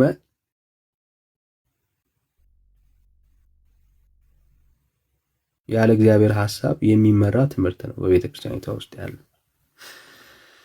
ሰላም ላንተ ይሁን ዳን። እንዴት ነው ወዳጄ? ሰላም ላንተ ይሁን አለን። ከየት ቤተ እምነት? እግዚአብሔር ይመስገን። ዋናው ቶፒክ ነበር ነገረ ማርያም ላይ ነው የምታወራው። ከየት ቤተ እምነት? ደስ ባለህ እናወራለን። ከየት ቤተ እምነት ነው የመጣው? ከየት ቤተ እምነት ነው የመጣው? እኮ ያየኸው ነው የምትጠይቀኝ፣ ግን ኦርቶዶክስ ነኝ መልስልሃለሁ። ችግር የለውም። ከኦርቶዶክስ እኮ ረጋ በለና ችግር የለም። ከኦርቶዶክስ እሺ፣ ደስ ይላል መምጣትህ ነው። ወንድምነት እንኳን ደህና መጣ ብሩኬ።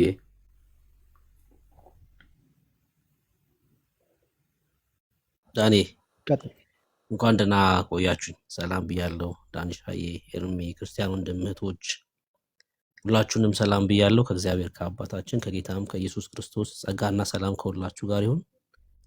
ስላገኘኋችሁ ደስ ብሎኛል። ባርክ።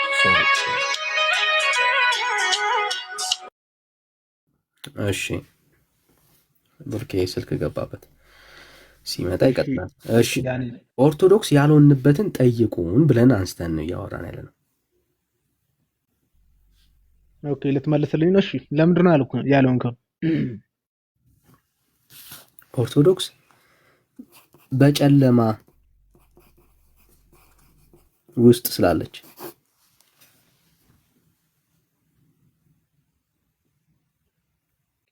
እሺ በየትኛው አስተምህሮ ነው በጨለማ ውስጥ የሆነችው?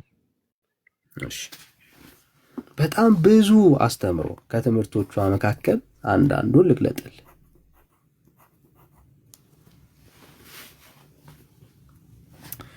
ኢየሱስ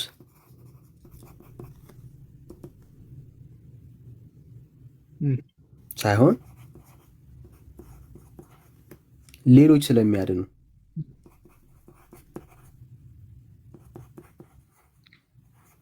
ኦኬ አያድንም ነው ኢየሱስ አያድንም። ኢየሱስ ሳይሆን ስትል ማለት ነው። ኢየሱስ ሳይሆን ኢየሱስ አያድንም ነው። ለአንድ ኦርቶዶክሳዊ ኢየሱስ ሳይሆን ሌሎች ነው የሚያድኑት። እርግጠኛ ነህ? ለአንድ ኦርቶዶክሳዊ ኢየሱስ አያድንም? እንደዛ ነው ብለህ የምታስበው ዳንኤል? ማስረጃ አምጣ። አንተ ራስህ ቃል በቃል አያድንም። አንተ ራስህ አይ ዳንኤል ቆይ ቃል በቃል አያድንም ብሎ የተናገረ አባት አንተ ራስህ አንተ ተረጋጋ። ያንተ እምነት ነው እኮ አይዞህ ክሌም ያደረግከው አንተ ነህ ዳንኤል እኮ ይሄው ላሳየህ እኮ ነው። ፕሩፍ እኮ ላደርግ እኮ ነው። አንተ ራስህ አሁን በኢየሱስ አሳየኝ፣ በቪዲዮም አሳየኝ። ደስ ይለኛል። አሳየኝ። እሺ ማነው እንደዛ ያለው? አንተ ራስህ እምነት ኦርቶዶክስ ኮንክ እንደዚህ ነው የምታምነው። ከዚህ ውጭ እምነት የለም። ታረጋግጠው አምጣ ማስረጃ አሳየኝ። ይሄው አንተ ራስህ ማስረጃ ለምን ትሸሻለህ ብራዘር? አንተ ማስረጃ አንተ ራስህ እምነትህ እንደሱ ነው። የለህም። ቀጥል ጠይቀኝ። አይ የለህም ማስረጃ ጠይቀው። እሺ አንተ ኢየሱስ ክርስቶስን በማመንህ ብቻ መጽሐፍ ቅዱስ አይልም እንደዛ። አንዴ ኢየሱስን ስሜት ያፍቱን ኢየሱስን በማመን ብቻ ድነሃል? መጽሐፍ ቅዱስ አይልም ኢየሱስን በማመን ብቻ ትድናለህ የሚል የለም እኮ። ንገረኛ፣ ድነሃል ወይ አልኩ። ጥቅስ የለም እኮ ጥቅስ የሌለው ለምን? ስለዚህ ኢየሱስን በማመን ብቻ ድነሃል ወይስ አልዳንክም? እየመለስኩልህ ነው። እሺ ጥቅስ የለም እኮ እንደዛ ምን ጥቅስ የለም እኮ። አቋምህን ንገረኛ፣ አትደበቅ። ኢየሱስን በማመን ብቻ ድነሃል ወይስ አልዳንክም? መጽሐፍ ቅዱስ ተሳስቷል፣ ጥቅስ የለም እያልኩ ነው እኮ። እንደዛ ምን ጥቅስ የለም። ንገረኛ አንተ። ችግር የለም። ኢየሱስን በማመን ብቻ ድነሃል ወይስ አልዳንክም? ጥቅስ የለም። እንደዛ ምን ጥቅስ የለም። ጥያቄን አስተካክል። ኢየሱስን በማመን ብቻ ድነሃል ወይስ አልዳንክም? ጥያቄን ደግመህ ጠይቀኝ። ኢየሱስን በማመን ብቻ ድነሃል ወይስ አይልም? መጽሐፍ ቅዱስ አይልም። ምንድን ነው የሚለው? ምንድን ነው የሚለው? ልጻፍልህ። ምንድን ነው የሚለው? በማመንህ ድነሃል ሳይሆን እያልከኝ ያለኸው ምንድን ነው የሚለው? በማመንህ ድነሃል ሳይሆን እያልከኝ ያለኸው በማመንህ ብቻ ድነሃል ነው እያልከኝ ያለኸው። አልገባውም። እንደዛ የሚል የለም። አልገባውም። ምንድን ነው እያለ ያለ? ምን የሚል ነው ያለው? እሺ ችግር የለም። ነግሬሃለሁ። ጥያቄን አስተካክለህ ጠይቅ። ምንድን ነው የሚለው ያለው? ምን የሚል ነው ያለው? ወዳጄ አስተካክዬ ልጠይቅህ። ምን የሚል ነው ያለው? በጣም ጥሩ። በመጽሐፍ ቅዱስ መሰረት ማለት ነው። በጥቅስ ደረጃ ማርቆስ 16:16 ቆይ ቀላሉን ጥቅስ ልጥቀስልህ። ማርቆስ 16:16 ላይ ኦኬ፣ ያመነ የተጠመቀም ይድናል፣ ኦኬ፣ ያላመነ ግን ይፈረድበታል። ስለዚህ አንድ ያልተጠመቀ ሰው ማለት የማንችልበት ምክንያት ምንድነው ካልከኝ፣ አንድ ያላመነ ሰው ሊጠመቅ ስለማይችል ማለት ነው። ስለዚህ ያልተጠመቀም ጭምር ተፈርዶበታል ማለት ነው። እሺ ከኪሱ ጨመረ። ቀደም ቃሉን የማይለውን እያለ ነበር ይህንን ክፍል ያመጣው። የማይለውን እሱ ጨምሮ አወራ ማለት ነው። አሁን እሱ ላይ ብዙ ማውራት ቆይ አንዴ፣ አሁን በዚህ መሰረት ልጠይቀው። በዚህ መሰረት ማለት ነው። ደግመህ ጠይቀኝ። አሁን ልጠይቅ። እሺ አንተ አምነህ ነው የተጠመቀው? ኦፍ ኮርስ አዎ። ሰምታችሁታል። እሺ መቼ ተጠመቅ? ኦኬ እንደኛስተምሮ በ40 ቀን ተጠምቄያለሁ። ሰምታችሁታል። በ40 ቀን ላይ ኦፍ ኮርስ አምኜ ነው የተጠመቅኩት ነው ያለው። በ40 ቀን ላይ ማስረጃ ልስጥህ። በ40 ቀን ላይ ህፃን ማለት ነው። አንዴ አትደረብ ብራዘር። በ40 ቀን ላይ የትኛውን የእግዚአብሔር ቃል ሰምተህ ነው የተጠመቀው? አምነህ እኮ ህፃን ማለት አይደል? ህፃን ማለት አይደል? የትኛውን የእግዚአብሔርን ቃል አምነህ ነው የተጠመቀው? ማስረጃ ልሰጥህ ነው። ማስረጃ ልሰጥህ ነው። ህፃን ማለት ነው አይደለ? ማስረጃ ልሰጥህ ነው ወዳጄ። ማስረጃ ማለት ነው። የትኛውን ጥያቄ በደንብ ስማ ብራዘር። የትኛውን የእግዚአብሔርን ቃል አምነህ ሰምተህ አምነህ 40 ቀን ማለት ምን ማለት ነው? 40 ቀን ማለት ትጠይቀኛለህ። መጨረሻ ላይ ትጠይቀኛለህ። በ40 ቀን ላይ ተጠምቄያለሁ ብለሃል። ኦፍ ኮርስ አዎን ብለሃል። በ40 ቀን ላይ የትኛውን የእግዚአብሔርን ቃል አምነህ ነው የተጠመቅከው? ጥያቄ ነው። በመጨረሻ ላይ ጥያቄን ጽፍልና እናወራለን። እሱ አልገባህማ። 40 ቀን መሆኑ እኮ አልተረዳኸውም እኮ። የትኛውን ስለ 40 ቀን ታስረዳኛለህ? እኔ የጠየኩህ በ40 ቀን ላይ የትኛውን የእግዚአብሔርን ቃል አምነህ ነው የተጠመቅከው? ኦኬ ማመን አይችልም ብራዘር። እኔ እየፈለግከው አምኜ ነው እኮ አልከኝ እንዴ? በ40 ቀንማ አምኛለሁ እኮ አልከኝ። ተቀበልኩ። ያም የጠየኩት ጥያቄ የትኛውን የእግዚአብሔርን ቃል አምነህ ነው የተጠመቅከው? በቃ ማስረጃ ልስጥህ። ምክንያቱም ጥያቄ እንዳትረሳው ብራዘር፣ እንዳትረሳው። ጥያቄ የትኛውን እኮ ምን ማለት ነው? 40 ቀን ማለት እኔ ጥያቄ አይደለም እሱ ጥያቄ አይደለም። የኔ ጥያቄ ይሄ ነው። አንተ የኔን ጥያቄ ትተህ ሌላ ጥያቄ አትጠይቀኝም። የትኛውን ተመልሱልሃል። የኔን እየመለስክ አይደለም። የእግዚአብሔር ቃል አይዞህ በርታ በል ብራዘር፣ በርታ በል። የትኛውን የእግዚአብሔርን ቃል አምነህ ነው የተጠመቀው? ይሄ ነው ጥያቄ። ኦኬ የትኛውን ነው? መጀመሪያ እኮ ማመን ይችላል አይችልም? ኦኬ ስለዚህ ማመን እንደሚችል አምናሃል ማለት ነው። ይሄው ተቀበልኩልና የትኛውን የእግዚአብሔርን ቃል አምነህ የተጠመቀው? ወዳጅ ዳኒ እንስማማ አልኩህ እኮ። ጥያቄ ነው ወዳጅ፣ ጥያቄ ላይ ማመን ዳንኤል አዳምጠኝ። እሺ አዳምጠኝ። መልስ እየመለስኩልህ ነው አይደል? ያ ስለዚህ ህፃናት እንደሚያምኑ ትቀበላለህ ማለት ነው። የትኛውን የእግዚአብሔርን ቃል አምነህ ነው የተጠመቀው? አትቀበልም? እየጠበቅኩ ነው ያለሁት። እየጠበቅኩ ነው ያለሁት። አንተ የትኛውን የእግዚአብሔርን ቃል አምነህ ነው የተጠመቅከው? ወዳጄ አፍጥነው። አትቀበልም? አፍጥነው። መልስ ወንድም አለ። አፍጥነው እንዴ። ቆይ አዳምጠኝ። የእግዚአብሔር ቃል ህፃናት አፍጥነው ብራዘር። ለዚህ ጥያቄ አፍጥነው። ስለሱ በኋላ እናወራለን። አፍጥነው ለዚህ ጥያቄ። ጥቅስ ነው የፈለግከው? የሰው ምስክር ነው ያለ። ጥቅስ የለም ዳንኤል። ቅድም እኮ አያምኑም ያምናሉ ምንም እኔ ነኝ የጠየቅኩ። አሁን ጥያቄ እኔ የኔን ጥያቄ ሳትመልስ ሌላ ቦታ ላይ አልሄድም። የትኛውን የእግዚአብሔርን ቃል እዚህ ጥያቄ ላይ የትኛውን የእግዚአብሔርን ቃል አምነህ የተጠመቅከው? ያምናሉ። እሱ ጥያቄ ያምናሉ፣ መልስ አይደለም ብራዘር። ጥያቄ ነው እሱ። ጥያቄ የተጻፈልን ጥያቄ። ህፃናት ያምናሉ። እየጠበቅኩ ነው። ህፃናት ያምናሉ ወይ? እየጠበቅኩ ነው ያለው። ህፃናት ያምናሉ። ህፃናት ያምናሉ ወይ? መልስ የለኝም ለጠየቅኩ ጥያቄ። ለጠየቀኝ ጥያቄ ዳኒ መልስ የለኝም። ጥያቄ ነው ያለኝ ስትለኝ ነው ብራዘር።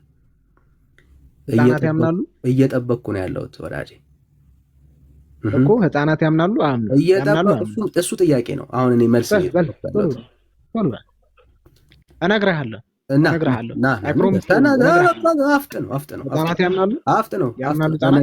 ካልክ ቆየ።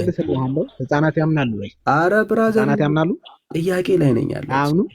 ጥያቄ ላይ እሺ አታውቀውም? ህፃናት እንደሚያምኑ አምኛለሁ አልከን። የትኛውን የእግዚአብሔርን ቃል ሰምተህ ነው ያመንከው? እየጠበቅኩ ነው ያለሁት። አታውቀውም? እየጠበቅኩ ህፃናት እንደሚያምን በኋላ ትጠይቀኛለህ። አሁን መልስ የለኝም ወይ? መልስ የለኝም በለኝ። በቃ ወይ መልስ የለኝም በለኝ። ለጠየቀኝ ጥያቄ መልስ የለኝም በለኝ። መልስልሃለሁ። መልስ። ህፃናት ያምናሉ። ህፃናት ያምናሉ። ስትመልስልኝ እመልሳለሁ። እኔ ደግሞ እየጠበቅኩ ነው። ህፃናት ያምናሉ። የትኛውን የእግዚአብሔርን ቃል ሰምተህ ነው ያመንከው? ወዳጄ እየጠበቅኩ ነው ያለሁት። እንዳታረጉ ይዋረዳል። እንዳታረጉት ካረጋችሁ ይዋረዳል። አይዞ ወዳጄ፣ አይዞ ብራዘር። ተጠይቆ መልስ ያጣ ሰው መልስ ያጣ ሰው እየጠበቅኩ ነው ያለሁት። ህፃናት ያምናሉ። እየጠበቅኩ ነው ያለሁት። መልስ ዳኒ፣ እየጠበቅኩ ነው ያለሁት። ጽፌ እየጠበቅኩ ነው ያለሁት። ህፃናት ያምናሉ። የመጨረሻ እየጠበቅኩ ነው ያለሁት። አያምኑ። እየጠበቅኩ ነው ያለሁት። ህዝብ ይታዘባል። እሺ፣ ያው ህዝቡ እየታዘበ ነው ያለው። ተጠይቀህ መልስ ጠፍቶብህ እየጠበቀ ነው። እየጠበቅን ነው ያለው። መልስ ፉከራውን ተውና ጥያቄ ነው እሱ። መልስ ለዚህ መልስ ለዚህ መልስ ብራዘር፣ ለዚህ መልስ እዚህ ጋር ነኝ ያለው መልስ ብራዘር፣ አይዞ ወይ አላውቀውም በለኝ። መልስ ተጠይቀሃል። እየጠበቅኩ ነው ያለሁት እኮ መልስ አላውቀውም በልና ልመልስልህ። አይዞ እኔ አልጠየቅኩም፣ እሱን አልጠየቅኩም። የጠየቅኩ ይሄንን ነው ወዳጅ። ህፃናት ያምናሉ። መልስ ብራዘር፣ መልስ ኦርቶዶክስ መልስ አላት እያልክ ትጮይለ። መልስ መለስኩልህ እኮ ከላይ መልሼልሃለሁ። ማርቆስ 16 አልመለስኩም። ይሄ ነው ጥያቄ። እዚህ ጋር አወራ፣ እዚህ ጋር ተጠብቀሃል።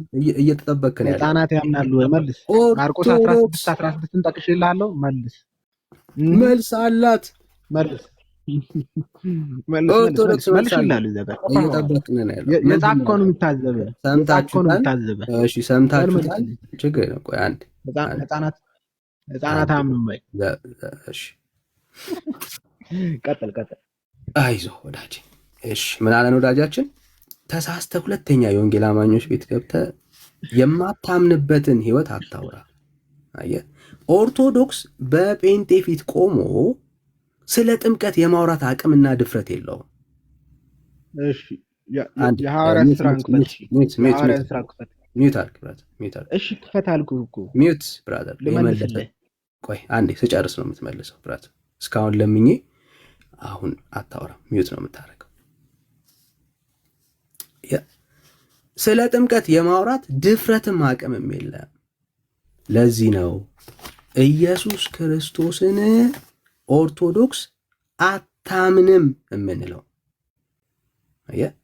ኢየሱስን አምኖ የዳነ ሰው አይደለም ይሄ ወዳጃችን። ጥያቄው ምንድን ነው? ኢየሱስን በማመን ብቻ ትድናለህ ወይ ስለው፣ አይ ያልተጻፈ ጥቅስ ነው አለ የሰጠኝ። ያልተጻፈ ጥቅስ ውስጥ የሌለ የተጻፈ ሐሳብ ያልሆነ የእግዚአብሔር ሐሳብ የሌለበት ንግግር ነው አለ። ማን? ኢየሱስ ብቻ ያድናል የሚለው ትምህርት። እሺ ምንድነው ያለው ትምህርት? ውሃ ነክቶ ነው የምትድነው ከዛ አምነህ አለ። እሱ ግን ውሃ ነካው እንጂ ሳያምን ነው የተጠመቀው። ለምን? ደጋግሜ ጠይቄዋለሁ። በጠየቅኩት ጥቅስ ውስጥ አንድም ቦታ ላይ እሱ ምን ወንጌል ተሰብኮ አንዴ ብራዘር ሚዩት አድርግ። እንደ ትልቅ ሰው እናወራ። ሚዩት አድርግ ብራዘር። ህዝብ ይታዘባል። እንደ ትልቅ ሰው ያድርግ ብራዘር። ቴንክ ዩ። በእግዚአብሔር ቃል ውስጥ ቆሞ ሊናገርበት የሚችልበት አንድ መሰረት የለውም። ወደ ሌላው ጥያቄ ሄዳለሁ። መልስ ከሌለ መልስ አለክ? አለህ መልስ? መልስ አለህ ለዚህ ጥያቄ ወዳጄ? አዎ ጎበዝ። አሁን አዳምጠኝ።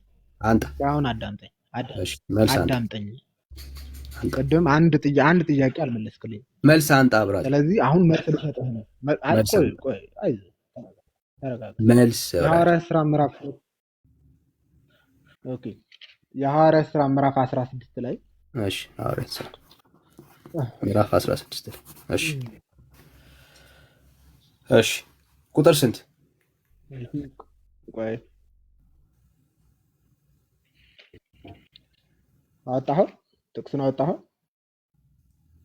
ስልኩን አውጣ። ቁጥር ስንት ወዳጅ? ምናልባት ቁጥሩን እንትን አላልኩትም። እስቲ አውጣውና አውጣ። ፈልገው ብራዘር ፈልገው። እሺ ቁጥር 33 ላይ ሂድ። አይ እኔ ችግር የለውም እኔ በጭንቅላቴ ስለያዝኩት አታስብ። ቁጥር 36 ላይ አንድ ጥቅስ አላመጣልኝ እስካሁን ድረስ ማለት ነው። ህፃናት ያምናሉ አያምንም የሚለው እስካሁን ድረስ አንድ ጥቅስ አላመጣልኝ። አይዞህ ብራዘር አይዞህ። አይዞህ ወዳጅ። በሌሊትም በዚያች አዳምጥ፣ እያነበብኩት ነው። በሌሊትም በዚያች ሰዓት ወስዶ ቁስላቸውን አጠበላቸው። ያን ጊዜውንም እርሱ ከቤተሰቦቹ ጋር ተጠመቀ።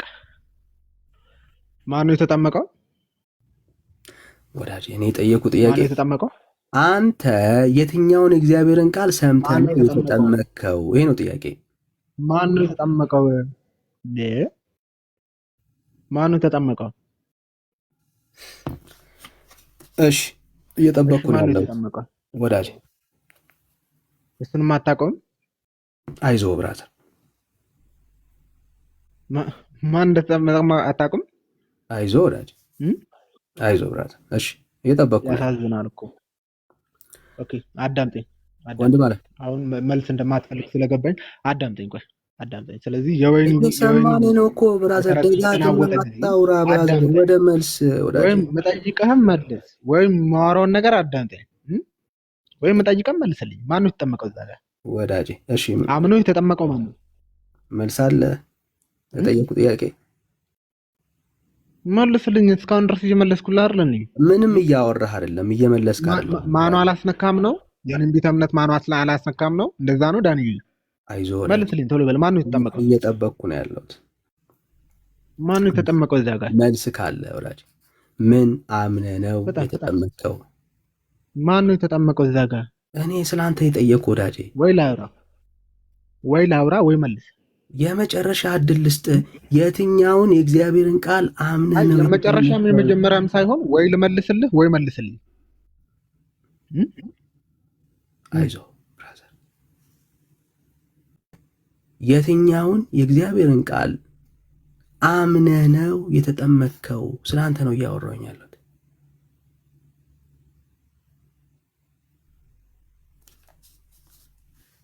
ውሃ ውስጥ ለመደበቅ ብትሞክርም አያድንህም ውሃው። ወንድ ማለት ትውልዱን ልታድነው ግን አትችልም ብራዘር። ወዳጄ አይዞ፣ ይኸው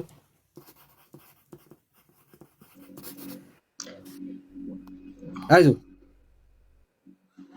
የትኛውንም የእግዚአብሔርን ቃል ሰምተህ ተጠምቀህ አታውቅም። አምነህ ተጠምቀህ አታውቅም። በ40 ቀን ውሃ ውስጥ ነው የነከሩ። ሁለተኛ አምኜ እንዳትል። ዛሬ ላይ ቆመ እኔ እኮ ቄሱ ሲያወራ ይሄንን የእግዚአብሔርን ቃል ሰምቼ አምኜ ነው የዳንኩት የምትልበት ምንም መጽሐፍ ቅዱሳዊ ኤቪደንስ የለም። እንኳን አይደለም ጌታን፣ ወተት እንኳን እናትህ እየረዳች ነበር የምትጠጣው። ጡቷን አፈ ውስጥ ካላደረገችልህ ከወጣ እንኳን ዳግም የማስገባት አቅም የለም ብራታ። እንኳን ጌታ ልታውቀው ቀርቶ ማለት ነው። አምኖ የእግዚአብሔርን ቃል አምኖ እንደተጠመቀ ሰው አክት አታርግ። በ40 ቀን ላይ ወስደው ውሃ ውስጥ ነከሩ። ውሃው ቅዝቃዜው አዎ አስለቅሰዋል። ያረከው ነገር ይሄ ነው። አልቅሰሃል። ማንም የትኛው ሕፃን ልጅ ውሃ ቀዝቃዛ ውሃ ሲነካው እንደሚያለቅስ ሁሉ በዛ በብርድ ውሃ ውስጥ ሲከቱ አልቅሰሃል።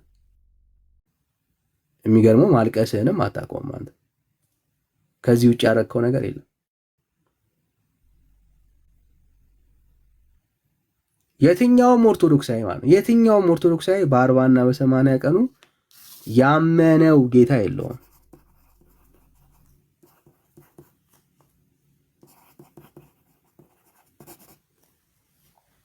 ያኔ አይደለም በ40 ቀን አይደለም ዛሬ አሁን ራሱ አሁን ላይ ማለት ነው አሁን ላይ አምነኸው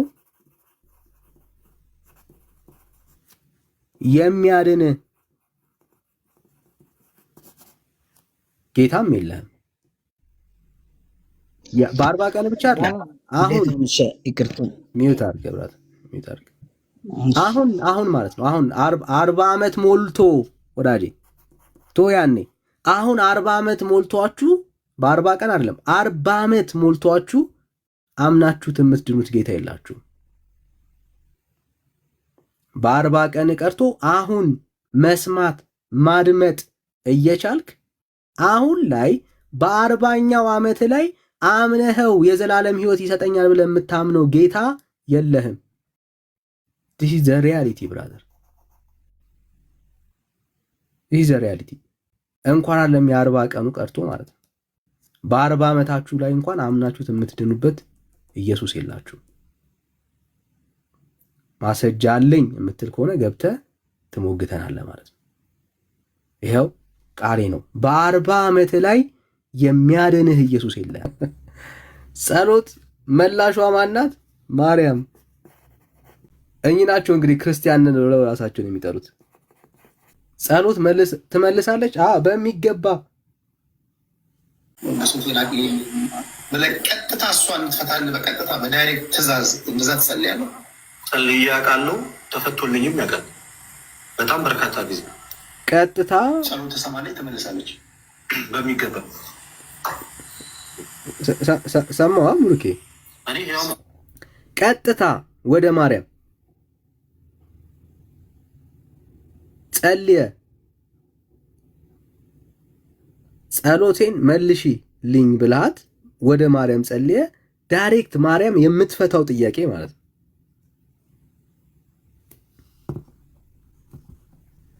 ለዚህ ነው ማርያምን ታመልኳታላችሁ የምንለው።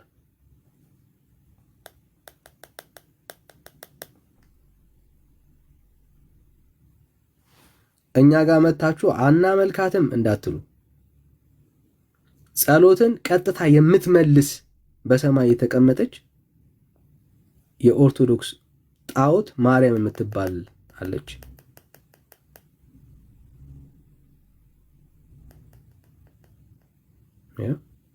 ይችን ማርያም ነው የሚያመልኩት ማለት ነው።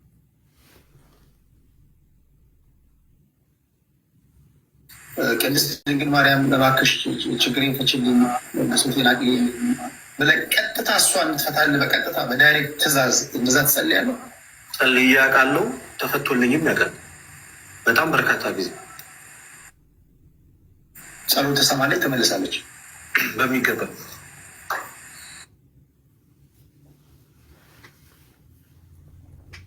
ብሩኬ ሄዳኔ ስራ ሰጥተዋለች እኮ ስራ ሰጥተዋለች። እዛ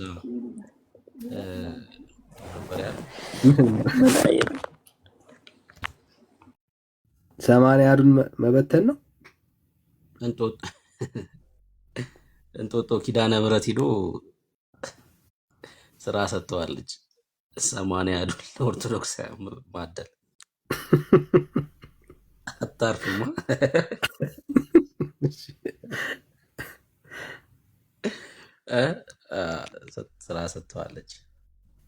ስራ ሰጥተዋለች እና ያው ሰምታው ማለት ነው። ጸሎቱን ሰምታ ስራ ሰጥተዋለች።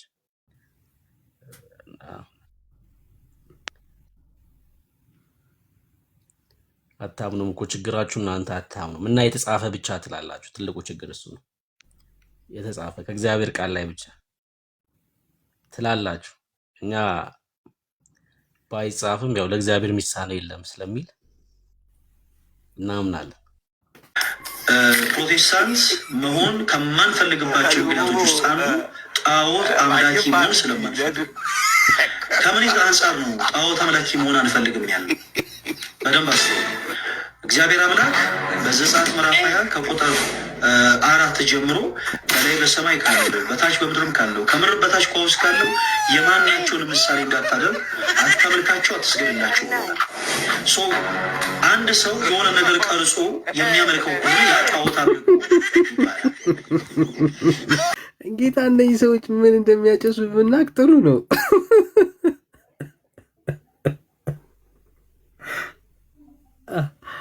ምን የሆነ የሚያጨሱት ጋይዝ ካልቻልኩም ታውቃለህ። ከማልሆንበት ምክንያት ነው። ኦርቶዶክስ ከማልሆንበት ምክንያት ነው። አልገባኝም።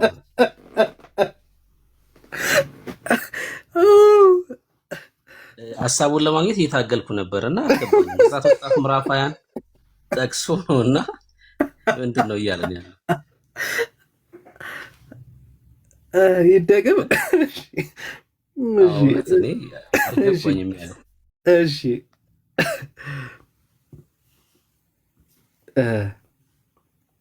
መሆን ምክንያታዊ ሆኜ ነው የምናገረው። ምክንያታዊ ሆኖ ነው የሚናገረው። ደግሞ ፕሮቴስታንት መሆን ከማንፈልግባቸው ምክንያቶች ውስጥ አንዱ ጣዖት አምላኪ መሆን ስለማንፈልግ። ከምን አንጻር ነው ጣዖት አምላኪ መሆን አንፈልግም ያለ? በደንብ አስቡ። እግዚአብሔር አምላክ ዘጸአት ምዕራፍ 20 ከቁጥር 4 ጀምሮ በላይ በሰማይ ካለው በታች በምድርም ካለው ከምድር በታች ከውስጥ ካለው የማናቸውን ምሳሌ እንዳታደርግ አታመልካቸው፣ አትስገድላቸው። አንድ ሰው የሆነ ነገር ቀርጾ የሚያመልከው ከሆነ ያ ጣዖት አምልኮ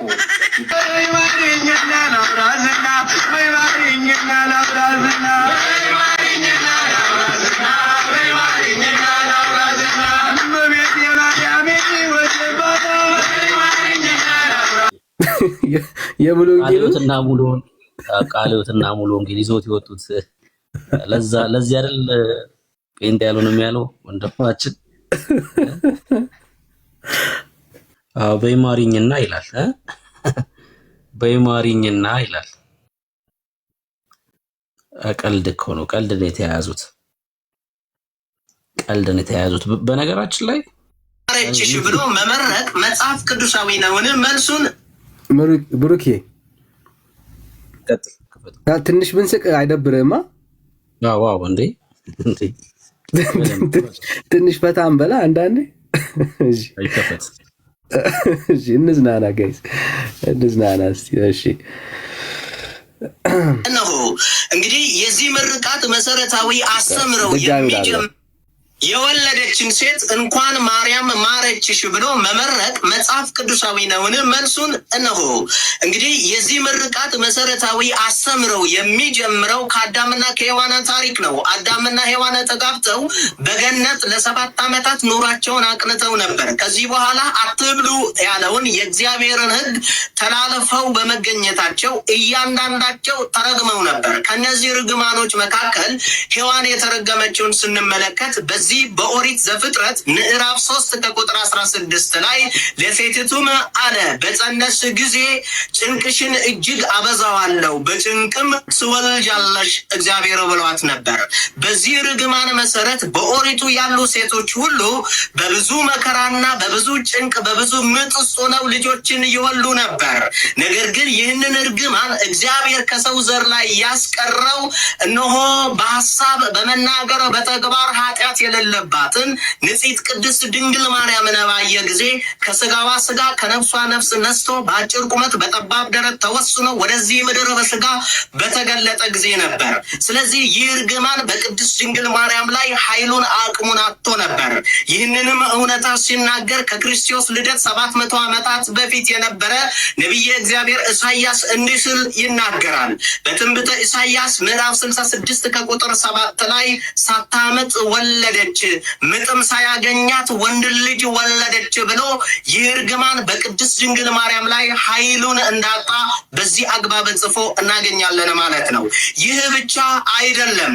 መልአኩ ቅዱስ ገብርኤል ቅድስት ድንግል ማርያምን ለማብሰር በመጣ ጊዜ አያይዞ ያበሰራት ሌላ አንድ ዜና ነበር።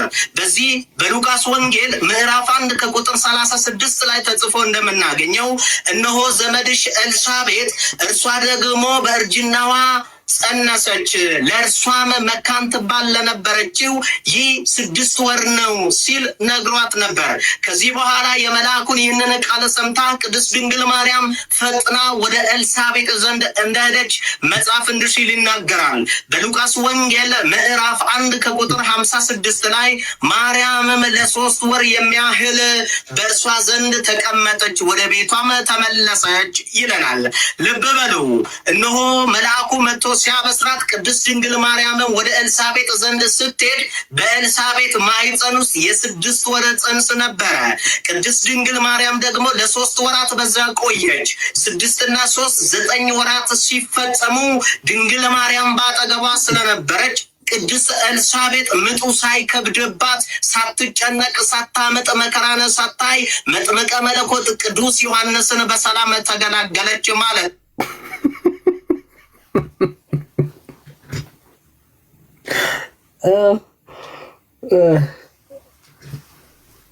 ጋይስ ከባድ ነው። በቃ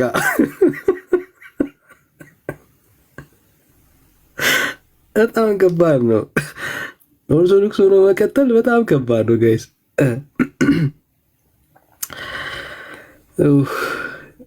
እኔ እኮ አጫዋች ዘበነ ብቻ ያላቸው ነበር የሚመስለኝ። ለካ ሌላ ማጫዋች አላቸው። እኔ ዘቤ ብቻ ይመስለኝ ነበር አጫዋቻቸው። የምር በጣም ብዙ አጫዋች ነው ያለው። አሁን ከየት ነው ይሄን ሁላ ነገር ያወራው? ከየት ነው ያወራው? እግዚአብሔር ቃል እንደዛ አይደል? ብትጠይቁት ለተናገረው ነገር ማስረጃ ይሰጠናል? የለም፣ በጭራሽ የለም። በነገራችን ላይ እግዚአብሔር ላይ በራሱ እኮ ማመጽ ነው አይደል? እግዚአብሔር ቃል ላይ እግዚአብሔር ያላለውን ነገር ማለት በራሱ የእግዚአብሔር ቃል ላይ ማመጽ ነው። ምንም እኮ ሌላ ማለት አይደለም። አንድ ሰው ከተጻፈው ነገር ውጪ ሲናገር ትርጓሜ ላይ ልትለያይ ትችላለህ። የተጻፈ ነገር አይ ስረዳ ወይ እንደዚህ ነው የተረዳሁት ልትል ትችላለህ። እንደው የሌለ ነገር ያልተጻፈ ነገር ስትናገር ግን አመጽ ነው እኮ። በእውነት ይሄ አመጽ ነው። እግዚአብሔርን መሳደብ ነው በራሱ። የለማ የእግዚአብሔር ቃል ላይ እንደዚህ የሚል ነገር የለም፣ አልተጻፈም።